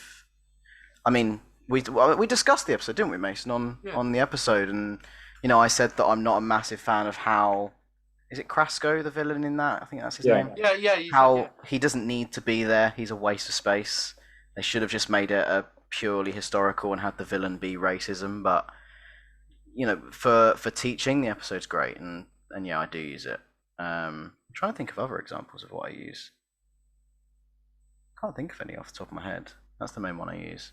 Well, I do agree, but in the same way, I feel, although I agree Krasko could have been completely removed from that story, I feel like the main reason that he is in it is because he is the physical embodiment of the racism. It's more easier to point to him than like the subtext of the episode might go over some people's heads. So I feel like giving them a physical character to sort of beat is just easier for the plot, possibly. But I feel like for me, there's plenty of physical embodiments. You've got the guy at the beginning who hits Ryan for picking up the glove. You've got the police officer who they have to hide from in the hotel. You've got the bus driver. There's plenty of examples of embodiments. I don't think we needed an alien. I must admit, I did completely forget about those characters. I haven't watched the episode in a long time. Yeah, but I think the thing for me is they're real. They're people that, you know, there would have been people hitting people in the streets. There would have been police officers. There would have been bus drivers who were incredibly racist. And so if you wanna make racism the villain and the enemy, then do that. We don't need some alien who's just there. Because what is his whole thing? His whole thing is making sure that racism continues because I wasn't 100% sure on this. because racism. His motives were pretty unclear in my opinion, but I definitely think it was more the fact of he just wanted to stop the Rosa standing up, because that starts the whole revolution. I think it was quite literally just that he just wanted to push it back a bit. I think it was just to make it more kid friendly, because you take that out, it becomes more adult. Which, you know, I hate the fact that it's a kid show. But Doctor Who can be dark, and for an episode like that should be. Yeah. But maybe that's just me on my history teacher high horse. No. I definitely agree with you there, Josh. I didn't even know you were a history teacher, but Well, I mean, we only met tonight, to be fair. Oh, really? Oh, that's pretty cool. That's pretty cool in my books. Josh gives off history teacher vibes. Yeah, I'm kind of exactly. interested to what the vibes are. You remind me of my media teacher. I really hope your media teacher's not someone you hate now. No, he's cool. Yeah, because we have a lot of history lovers here, I guess. So like as we say in the episodes within the series, that Doctor Who's best episodes are historic. Like Ryan's mentioned a go-to episode is Go on the Fireplace. That's history. 11th Hour is kind of history as well. Like when you think about it, because it goes in the past within Amy as a little girl and then growing up in the future. So you could say that's a history episode. So most of them are in Doctor Who are very good, that are historic kind of ones, I think. But if we move on to like maybe music, because I see a lot of music going in the chat. So like do you think kind of music is a really important part of Doctor Who and how it's done? Like maybe absolutely. Absolutely. Murray Gold is a genius when it comes to emotional music. There's so many songs. I mean, mine, if like, obviously you know how much I love 11. The long song and Trenzalore is my favorite, with Matt's and the way they used it for Matt's regeneration and brought it back was amazing. And there's so many. I mean, some of the companion themes are just so iconic, and I think Murray. This is nothing against. I cannot remember the new composer's name, but the Murray has this ability to really transpose not only fear, action, adventure. He's able to encompass it all, and I think it amplifies a lot of some of the best episodes in Who. So. Yeah. I've always said, probably to all of you, when I do the podcast, I have to listen to music of Doctor Who, like Murray Gold. Otherwise, I lose concentration. But it's really interesting, and like we're getting a new one, aren't we, David? Like a new composers for like I think 60th and beyond, probably like Russell. Supposedly Murray's coming back. They haven't confirmed anything, but they've seen Murray with Russell T Davies and Ncuti together. There's been a couple of mentions that Murray has decided to come back, so it might actually be Murray coming back to rescore for Russell's series. Yeah, we can only hope. Fingers crossed. But if it's not Murray, I wouldn't be a little bit disappointed. But I trust in Russell to see, like, if it's not, maybe they want a little change. But it's quite likely that it will be Murray. But we'll have to wait and see. Scott. I completely agree. I definitely think that the music for not just Doctor Who, but any kind of TV show or movie is one of the most important aspects of it. Obviously, there's the acting and obviously all your characters, but truly the music does just add a whole other level, in my opinion, to the situation. For example, in most Doctor Who episodes, with any of the Doctor's speeches, with the music, you slowly hear it rise as like they get further and further through their speech until they hit like the peak of their anger or sadness or anything, and you really can hear it in the music. And as an example of not Doctor Who, take something like Avengers Endgame with the portal scene, where that music absolutely just goes up and up and up until it reaches a pinnacle and then stops. And truly, you just feel so much in that moment, in my opinion. Yeah, it's a very strong connection, isn't it? Like the music and Doctor Who, and it means a lot to many of us. So thanks for that, Scott. Okay. It's the music. If you just had all the text and what have you, that's just the bog standard. If you add the extra of the music actually helps carry the emotion. And it's like Scott said, as you go through the speeches, you'll get that sort of crescendo. Now, I did music at GCSE, got a B in it and all that sort of thing, but you get that crescendo of that rise, and it slowly builds and it slowly builds, and then you get to the peak, and that's where it hits. And then there's almost like a decrescendo as they come out of the speech as well. And it's one of those things. Half the design is getting the words right.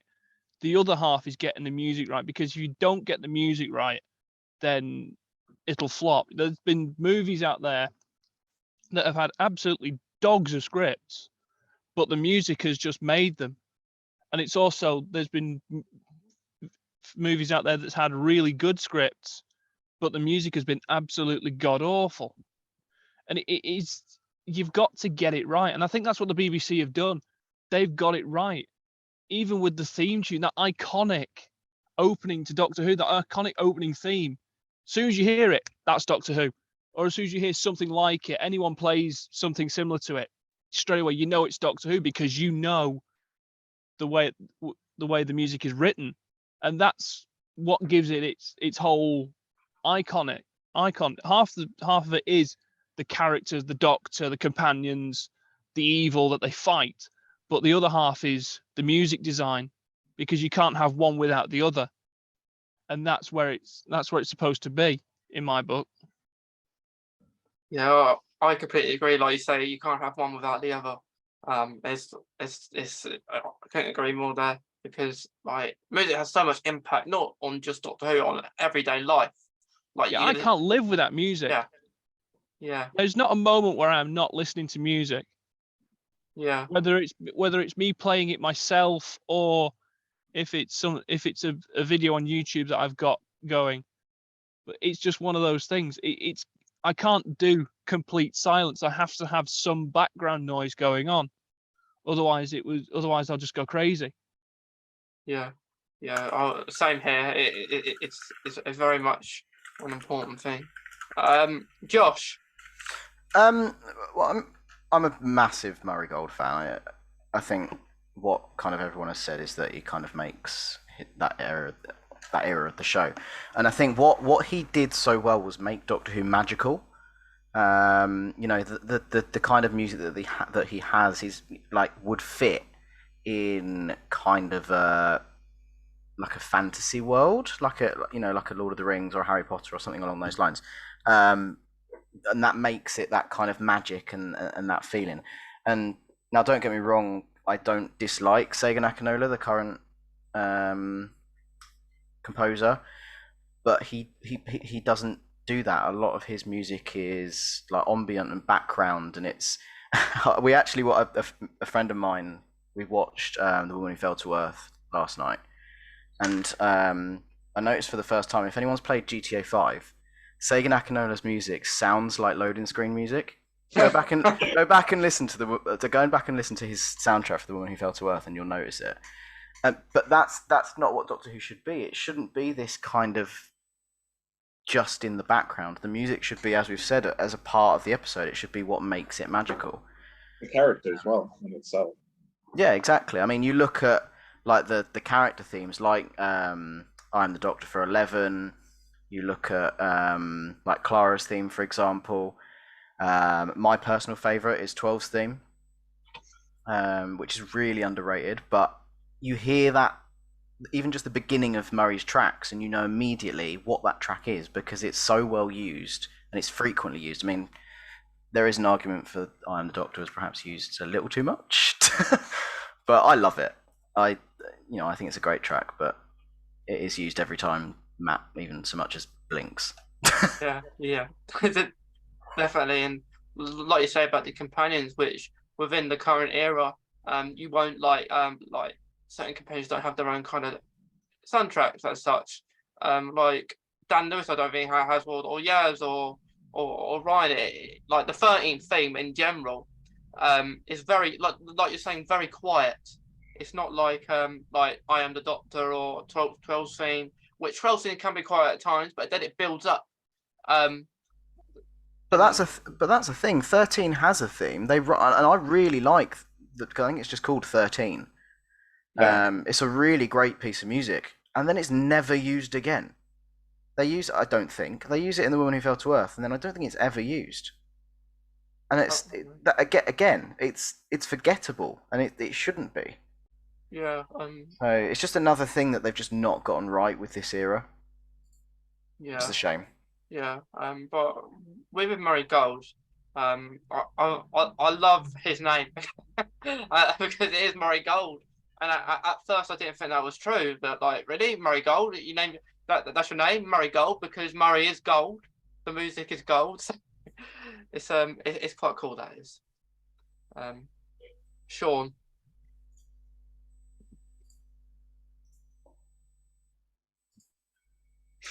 Sorry about that.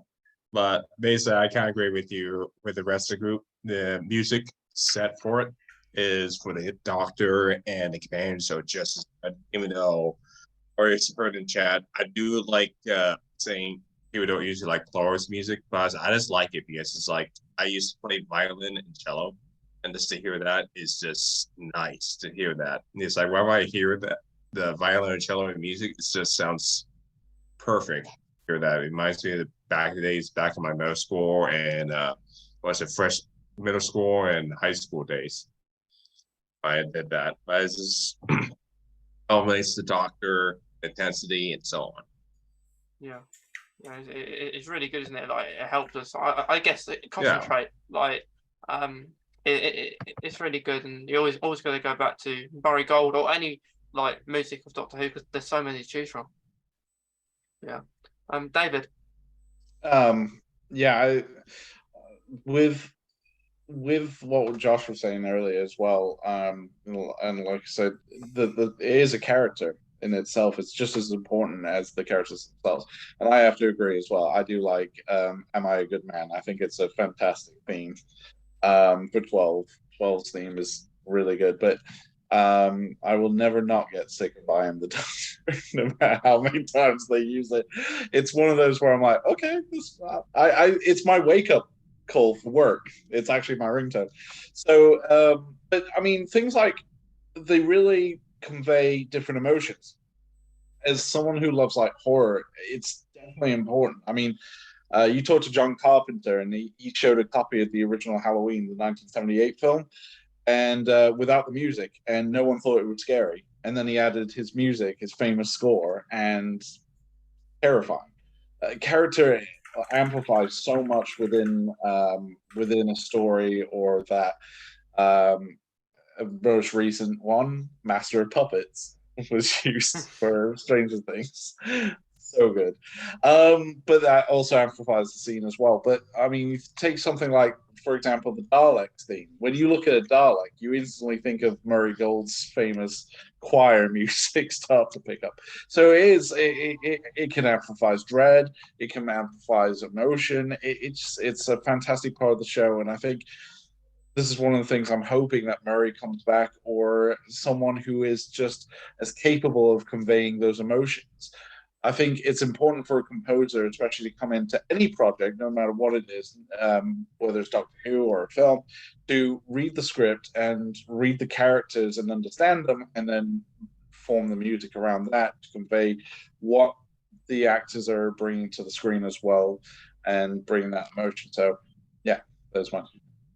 Yeah, it's very good that like you're saying, it has it gives you so many emotions, and like just watching like even Marigold just do his thing, it's interesting. But like you say, whoever it is, if it's Marigold, great. If it's someone, hopefully that can fulfill like Murray's kind of legacy, I guess. That'd be great too. James, lots in the chat about you, about your music. Do you? Listen, when it comes to Doctor Who, I'm not a music person. I didn't even No? know that there's a theme for the 13th Doctor Yeah, or any of that. So music for me and Doctor Who, I mean, it's important because obviously, like I said, I studied media, and that's mainly what I do as a job. But music's probably the most important thing. It's probably more important than some characters in certain projects. But when it comes to Doctor Who, I don't know anything about the music. I don't follow any of it. I don't really notice changes in the music.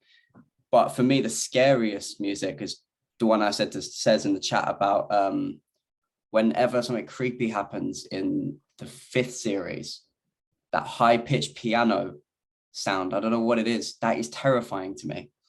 I hate it. I don't know why. But that's just, yeah. That's the music side for me. I'm not a big one on the Doctor Who music, but yeah. Well, it's good though that you still like you create your own music, so that's even better. So yeah. But David, just going back to what you were saying about the Daleks, like with the Dalek music,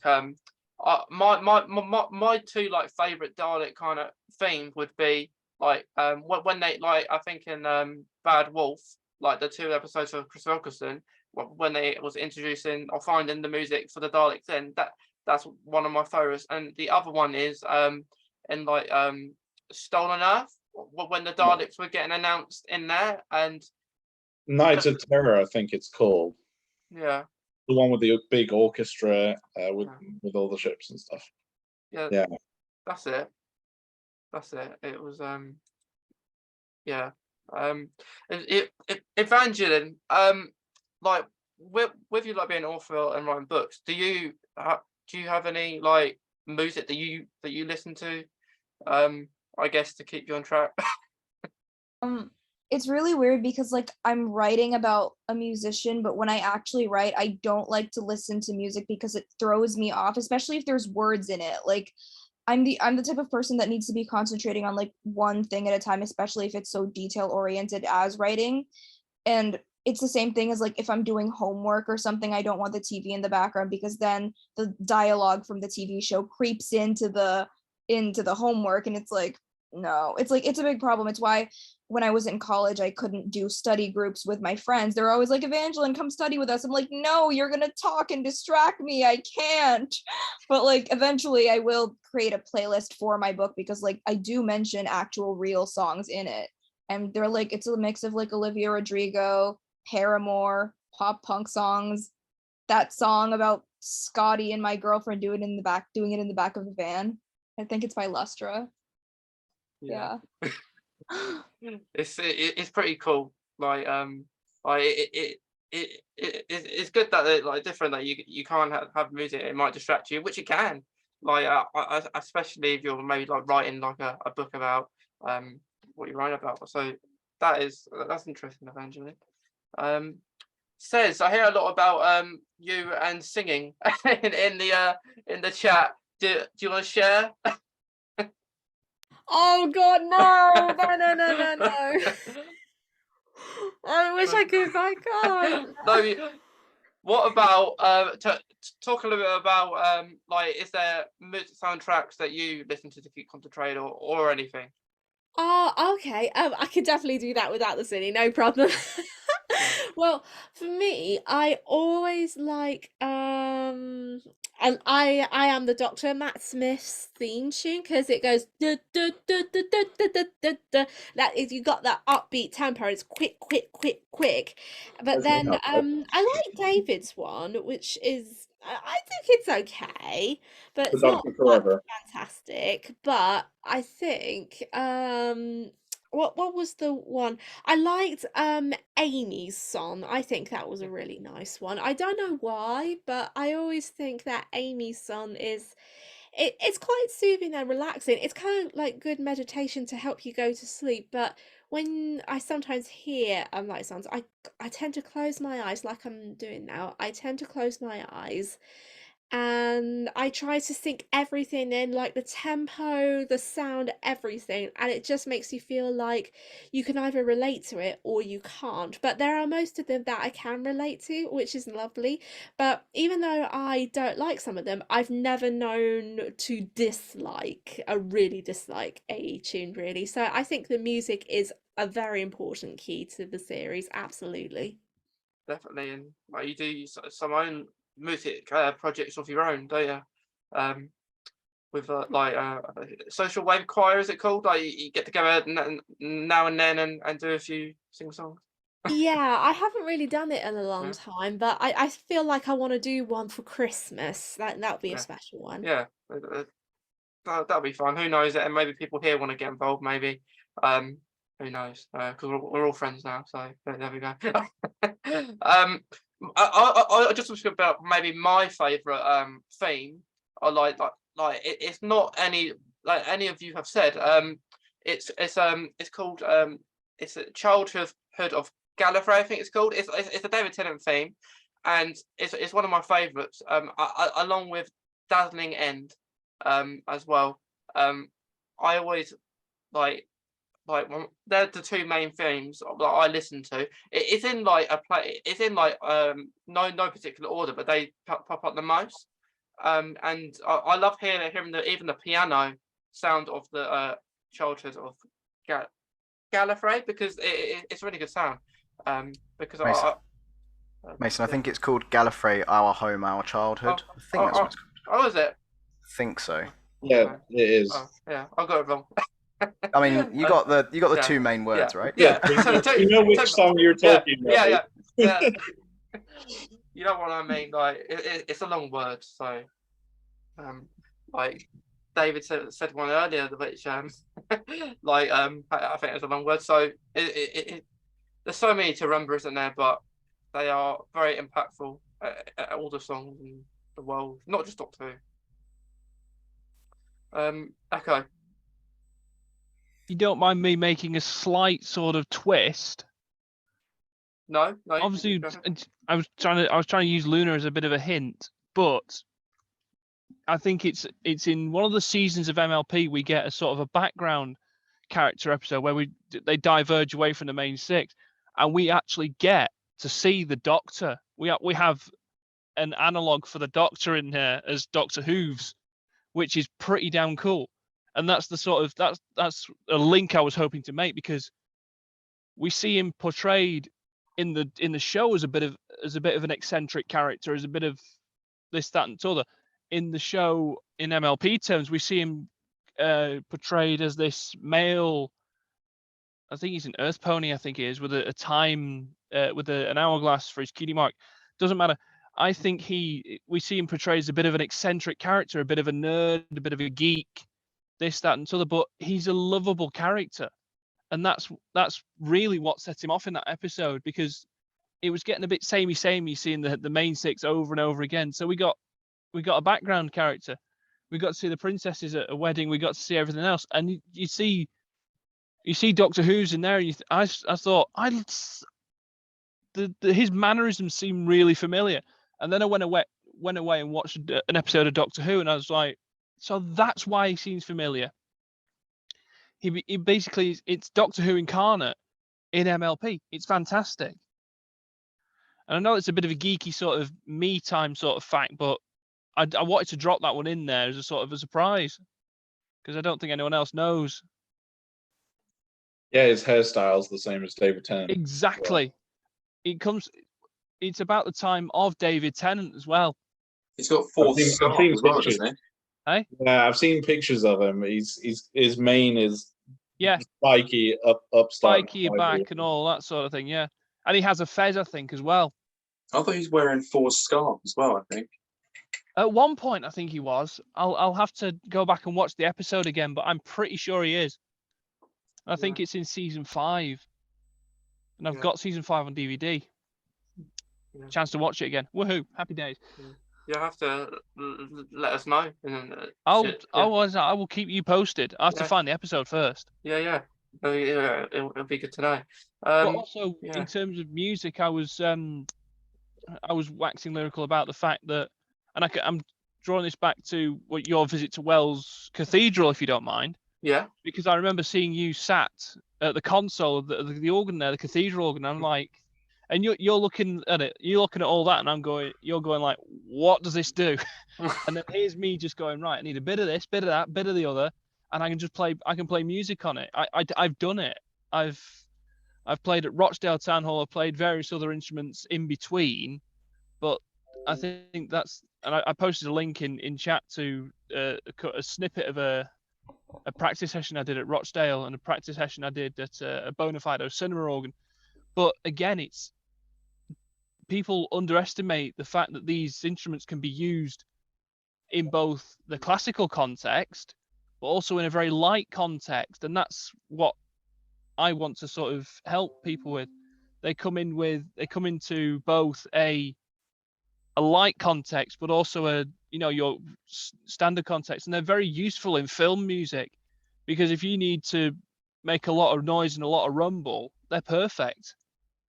You're sort of one-man band, and that's what they were used in the 1920s and 30s for. They were used for scoring films, especially the likes of the Wurlitzers, Comptons, Christie's, Bartons, etc. They were all put into cinemas for for silent movies, to create the soundtrack, to help create the story. And it comes back to the whole music in cinema. You can watch a silent movie, but you'll be bored of it. Add a soundtrack or add something to it, and all of a sudden you're creating the story. And that's what they did up until the talkies came in the late 30s. Yeah, like you say, it's really interesting stuff, because like when I went to Wells Cathedral, I've told you about that, but for anyone who doesn't know, I went there. It was a Doctor Who location. A person was there who when David Tennant was on set, he worked there, so he's still working there now. And then I waited until about 6 p.m. when everyone left, so I was allowed up on there. But for anyone who don't know, that this specific episode was a Lazarus experiment. Yeah, the Lazarus experiment. Yeah, that was when he was up there. But it looks much bigger in the episode, but it's very small there. Like that they would have the camera up really high so they could see him. And it's really tight as well. So because David Tennant is quite tall, and it's very like steep as well, and only one person can be up there. Having crawled around organ lofts a couple of times, yeah, they are incredibly cramped. Because if anything, you're the one with the most room, because you're at the console. Definitely. But even so, you've not got much. Yeah, and it is good. Like I like you say, I was looking at like, what am I going to do here? I don't know how to play it. You're looking at all the stops and all the buttons, going, how do I work this machine? And then I'd come along and just go, right, okay, press that button, stops, move, and I can create music.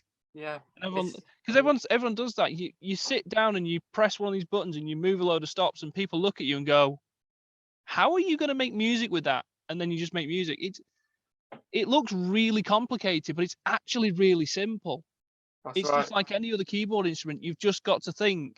You've got an extra keyboard at your feet. You've got volume control at your right foot. And you've got to think about what sounds you're going to use. So effectively, you become orchestrator and conductor, as well as the musician. Yeah. It's interesting stuff. Like, it's always interesting just to see new things.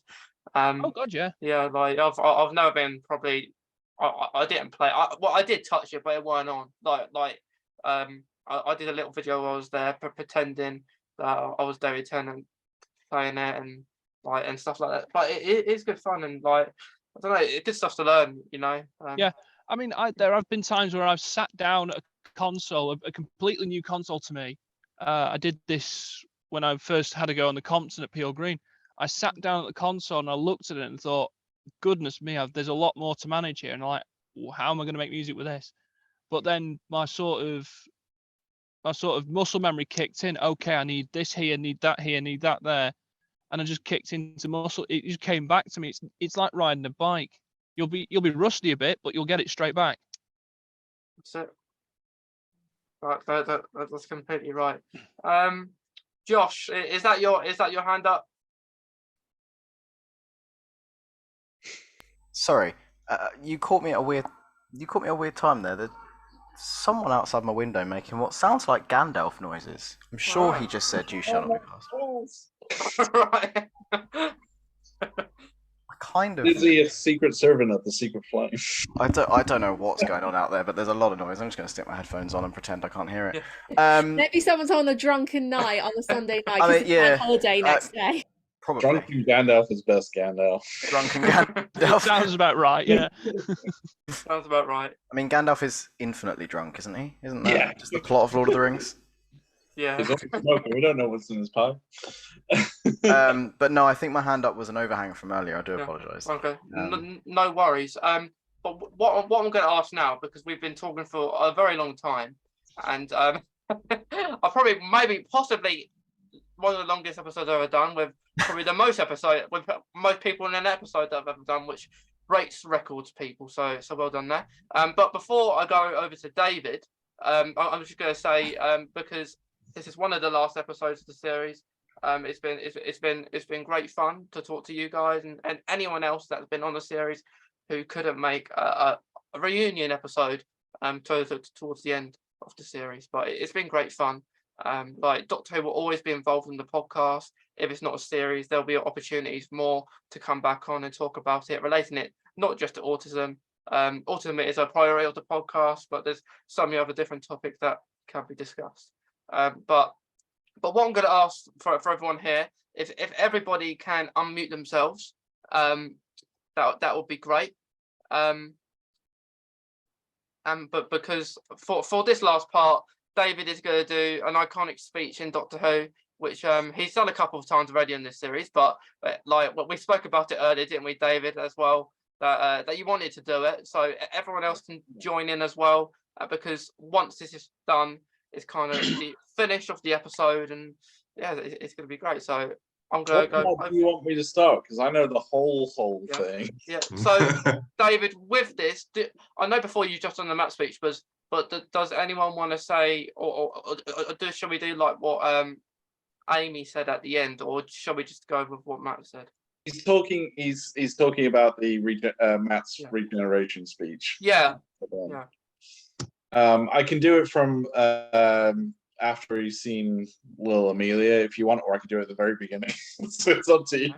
Yeah. Can we just have the full hour episode? Can you just reenact the whole episode? I've watched it that many times. I've done the speech so many times on TikTok that I know it off the bat, and I know all the mannerisms as well, which is going to happen because of that. All right.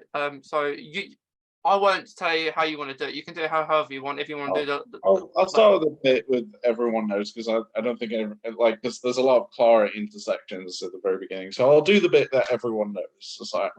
Okay. And then everyone can join in if you want. But if you don't want to, you can just listen to David, know that speech off by heart. Right. Let me know when you're ready. I think we're ready. Right. We're all different people all through our lives, but that's okay. That's good. You've got to keep going so long as you remember all the people that used to be. I will not forget one line of this. Not one day. One night. Swear. Yeah. I will always remember. And the doctor was me. There we go. Raggedy man. Good night. Can we have the sneeze regeneration now, David? Yeah, David, we've got the regeneration. Where's it? Hold on. Hey. I must admit, that was one thing that I actually didn't like. I kind of wish that Matt to Peter Capaldi, I kind of wish that it wasn't such a quick snap change. I do wish there was a bit of more like Chris to David sort of. 12 was grumpy in season 8 because he was suffering from whiplash Yeah. What's going on? I do like the start of the speech because, like I said, it's one of my favorite. It gets me every time when I do it on TikTok. I end up when I'm in full costume. I end up in tears because it's just one of the wonderful things. It's like I love it where Clara's just like, "Oh, you're young again. You didn't even change your face. Started. Can't stop it now. New regeneration cycle. Woo! Taking a bit of time to kick in." And then when he goes, all just disappears like breath on a mirror. Any minute now, he's a coming. Who's a coming? The Doctor. You are the Doctor. Yeah. Yep. And I always will be. It's a beautiful. I think it's one of the most emotional, at least for me. I mean, Matt started off as a Doctor where when he first was announced, I was like, oh, what? Like, he's too young. He's like, this is before I knew more about Peter Davis than that. But I was just like, oh, he'll never. First episode, he blew me away. But then growing up, and seeing all the episodes, Matt has a special place in my heart because there's not many Doctors that make me feel that, oh my gosh, yeah, he feels like an old man in a young man's body. And I know with the finale speech, it was Matt saying goodbye to the role, like David saying, I don't want to go. That made me cry. That was really got me into it. That's what I got with Matt, because it was so heartfelt. And then seeing him see Amy again, even if it's just a vision of regeneration madness, it's just so emotional. I mean, with Matt, I mean, especially when you see him talk to children, you can feel that grandfatherliness coming through. And he's a Doctor I will always miss. And I mean, I've got all the series for Matt on Blu-ray, and I rewatch them. There's not a single episode, even some of the kind of weaker ones, that I'm like, no, this makes me smile. So, yeah, I know the whole Rings of Akatan speech off by hand, and that there's not many roles where I'm like, okay, I know I can recite that. So I do miss him. I do want to learn that speech actually, because it sounds rather heartfelt. It is. I could see it when you were performing it for us, and thank you very much for doing so. Because I don't know that speech, but when I was watching it, and listening to you when you were saying it, it got me, and it made me quite emotional, because it reminded me back to, again, I'm linking it back to MLP, but it's that it was the final season, the final episode of the final season. We all watched it at a convention at one point, and I will be honest, I have never been in tears around my friends until I did that. But it's so true, because we all knew we were getting a new generation of MLP, but it was the question of not if, it was the question of when.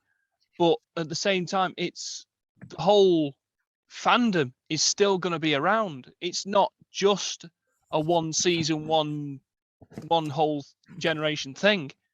You will always have your favorite Doctor, be it Blu-ray, statue, whichever. You'll always have him about, even if you just carry his mannerisms or her mannerisms, if I may say so. It's one of those things, you will carry them with you no matter what. Okay. It's like I've adopted characters from the show, from MLP. Like, there's not a day that goes by that I don't feel like this one. I don't feel like this particular one here. But that's not the point. The point is, I'm me, and that's the bit that I like, because I'll adopt any mannerisms. I adopt Christopher Eccleston's mannerisms, and it's one of those things. Yeah, it's the power of the show, isn't it? Like, because of that. Sean? Well, I agree with David. It's like Matt Smith's always been my favorite Doctor. Like, my favorite quote from him is, all in time and space, everything that happened over will. When do you want to start?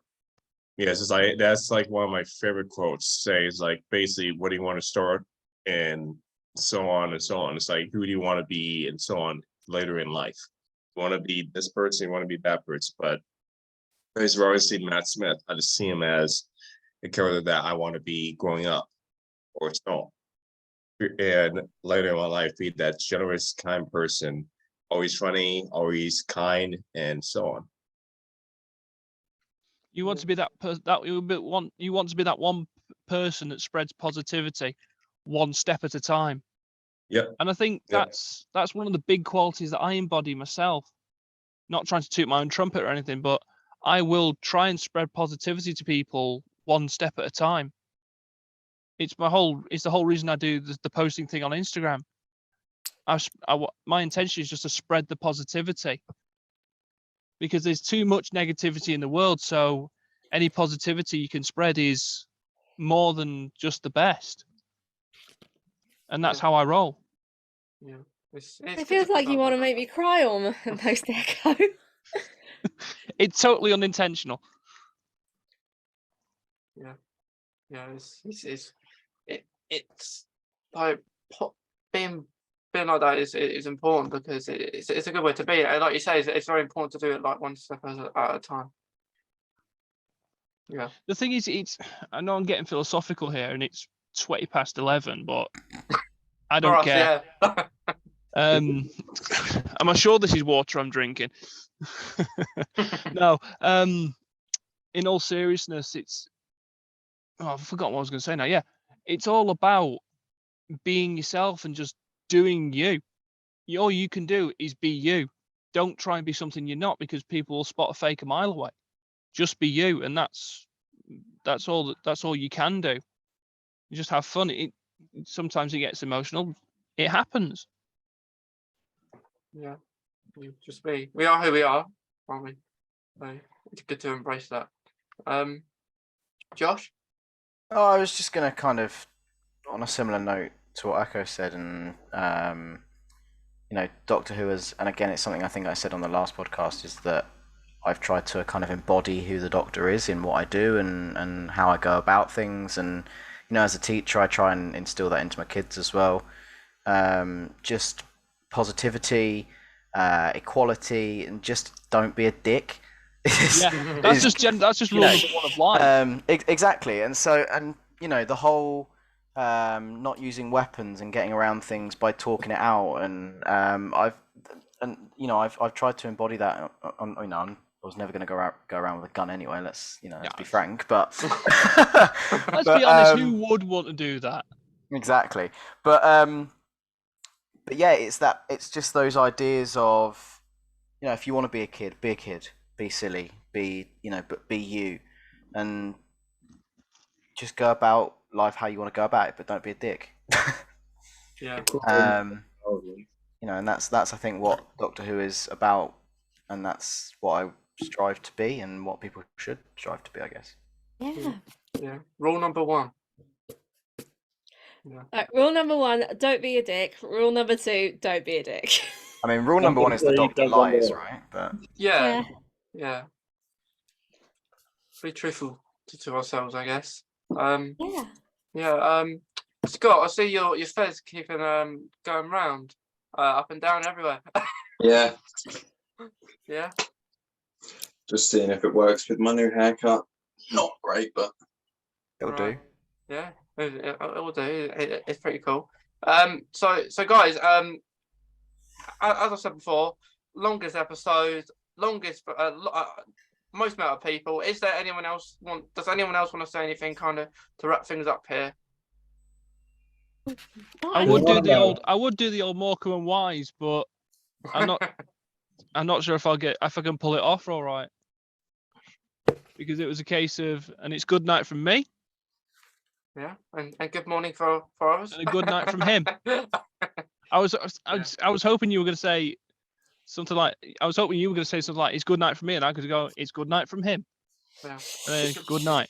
Good night from me then. Yeah. And it's good night from him, folks. Yeah. But on the note to finish this off, guys, it's been great speaking to you all again, and I think lots of good friendships have been made during this kind of gathering as such, and because we got some people from America too. So it's very diverse, and stuff we've talked about is really important. Wasn't the autism series gathering, the final gathering, a little bit bigger, or is that my imagination? I'm not sure, you know. I think it was about on par, Possibly. if not bigger. Yeah. Mental Health Awakening was a big one too. Yeah.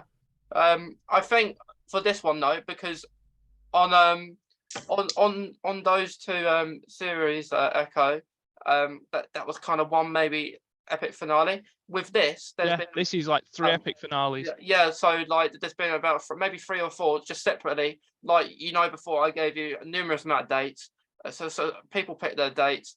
This one's actually made the most people have turned up. So, but on the others, putting all together, there's probably over maybe going to 20 people. But this will be the big one then. Yeah, this will be the big one. But this episode alone is only 10, but altogether there's more. And as before, a couple people couldn't make it today, but they'll be involved in this episode with videos if they send them over. But yeah, it's been great. This will be definitely be. Do you think we should be? I just want to ask you guys, as you're the last lot, do you think the Doctor Who and Autism series should go for maybe a second series in the future? Absolutely. Yes. Absolutely. 100%. 100%. Yeah. Even Jodie actually agrees, really.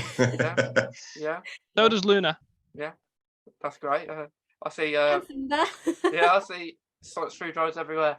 But what I'm thinking about that is not to do it. Maybe possibly after the 60th, or maybe once Shooty Get was done the first series, maybe do it then. But Doctor Who, there'll be different kind of bits and bobs where Doctor Who will be involved if a series is not going on. But I definitely agree, a series 2 will be there. I think it's a great idea. I need me a sonic screwdriver and a fez.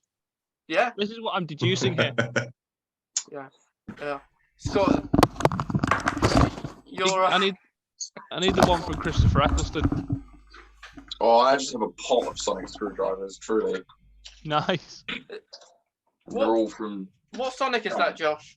That's 8's Dark Eyes one. Oh, the Dark Eyes. Oh, I'm jealous. Nice. Oh, that's beautiful.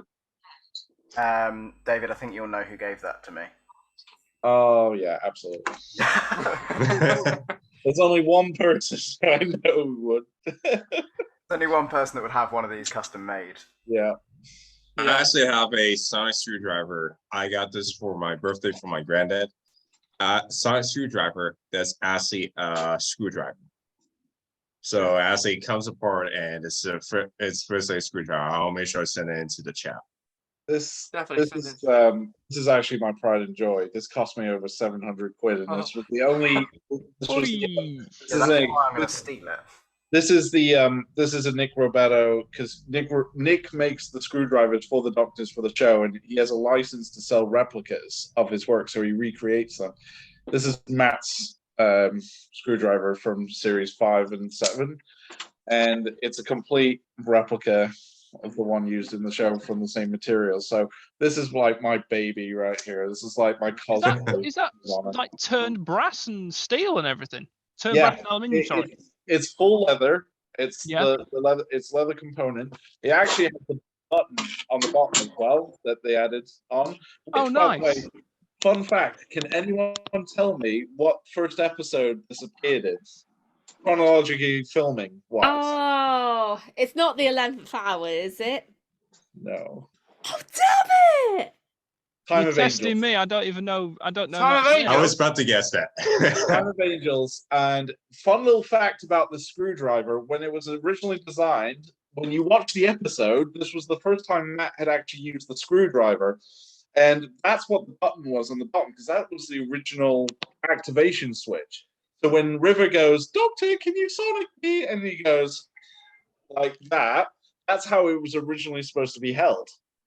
But Matt, so originally you can see the grips on the side here. There's actually grips on here, and they kept this throughout the series. So what they did was, Matt was supposed to, after he scanned, he would pull it up.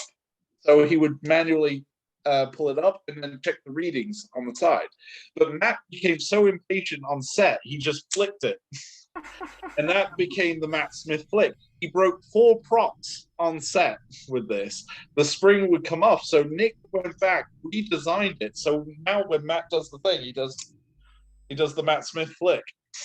That's cool. Wicked. That's And This is my pride and joy. I've got the Wand Company's remote control Matt Smith one. Yeah, I love that one. Oh, That I was heard what about was gonna that. go with until I got this. And this is the The thing, only this other is the one that thing I would say. fascinated me when I first watched Doctor Who. Not just the whole sonic screwdriver thing, but the sound it made as well. That's Honestly, the cool thing I find about it, and I still find that cool to this day. Yeah. And it's Yeah. the whole reason I want another one. there's such cool designs, and this is why I'm excited to see what Shooty has for his 14th Because, Doctor screwdriver. As I say, That was I so really want a Matt cool. Smith one now. Mm. I Oh, really Matt- want a Matt Smith one. This is my other pride and joy. Oh, Probably nice. Sonic Lipstick. Is Oh, is that for that Jodie Whittaker? Jodie's? No, that's Sarah Jane Smith's screwdriver. Oh my god, I forgot about that. Oh, I do have gives Jodie's. her own screwdriver. Oh, I love the Sonic lipstick in the Sarah Jane Adventures. That was wicked. But I never knew the history behind the Sonic lipstick, and I've always wanted to know that, but I never got the chance really. You know So what? that's two I've got to get. I've got to get Christopher Eccleston's and I've got to get Matt Smith because I really want to do the Matt Smith flick. Yeah. I have to say the most, because this is my favorite screwdriver, just because it's most kind of robust and it looks like a tool screwdriver. It's the best. I agree. I actually really like Peter Capaldi's second screwdriver, and it's so underused in Peter's era. I love the Yeah. design of the blue. Yeah. It was so colourful. Oh, the laser! I've got Yeah. Yeah. Like. I actually really like Capaldi's, the blue one. Yeah, that's Yeah. Yeah. Like it's got Um, green and blue. Oh yeah, That's the one. definitely. But I do like tens. It's just nice and simple. yeah. There's Yeah, so I'd say much. Christopher Eccleston's my favourite because it's the first one I was actually introduced to. Yeah. So Hmm. that's one on the wish list. Yeah. That one's really good. Like I think Dave, when we were speaking at Sonic Screwdrivers about how like they relate into autism, like you just play with them, like if you're doing Yeah, videos, it's like stim toys. yeah, it's stim toys, yeah. I have Right. I am very Yeah. sorry, guys, but Yeah. I am going to have to go now. As Yeah, it's we're getting gonna very finish late. now. Yeah. We're gonna finish now, but I think a good way to finish if we all say like there's so much to talk about the 11th hour. If we all finish off saying Geronimo, so if we can all do that, and then we'll head off after this good episode. So Yep. on a count to 3, and then we're all You saying can say, Ryan, you can say Alan Z. Like, yeah. Ryan can say Alan Z. Right. You can either say Alan Z or Geronimo. It's up to you. Right. 1, 2, 3. Alan Z. Oh, for God's sake, Gallifrey stands! Thanks for the shout out, says. Yeah. Well, thank you, everyone. Good night, good morning, good afternoon, and it's been a great experience talking to you all today. Good night, folks. Good Good night. night. Good night. Good night. Good night. Bye.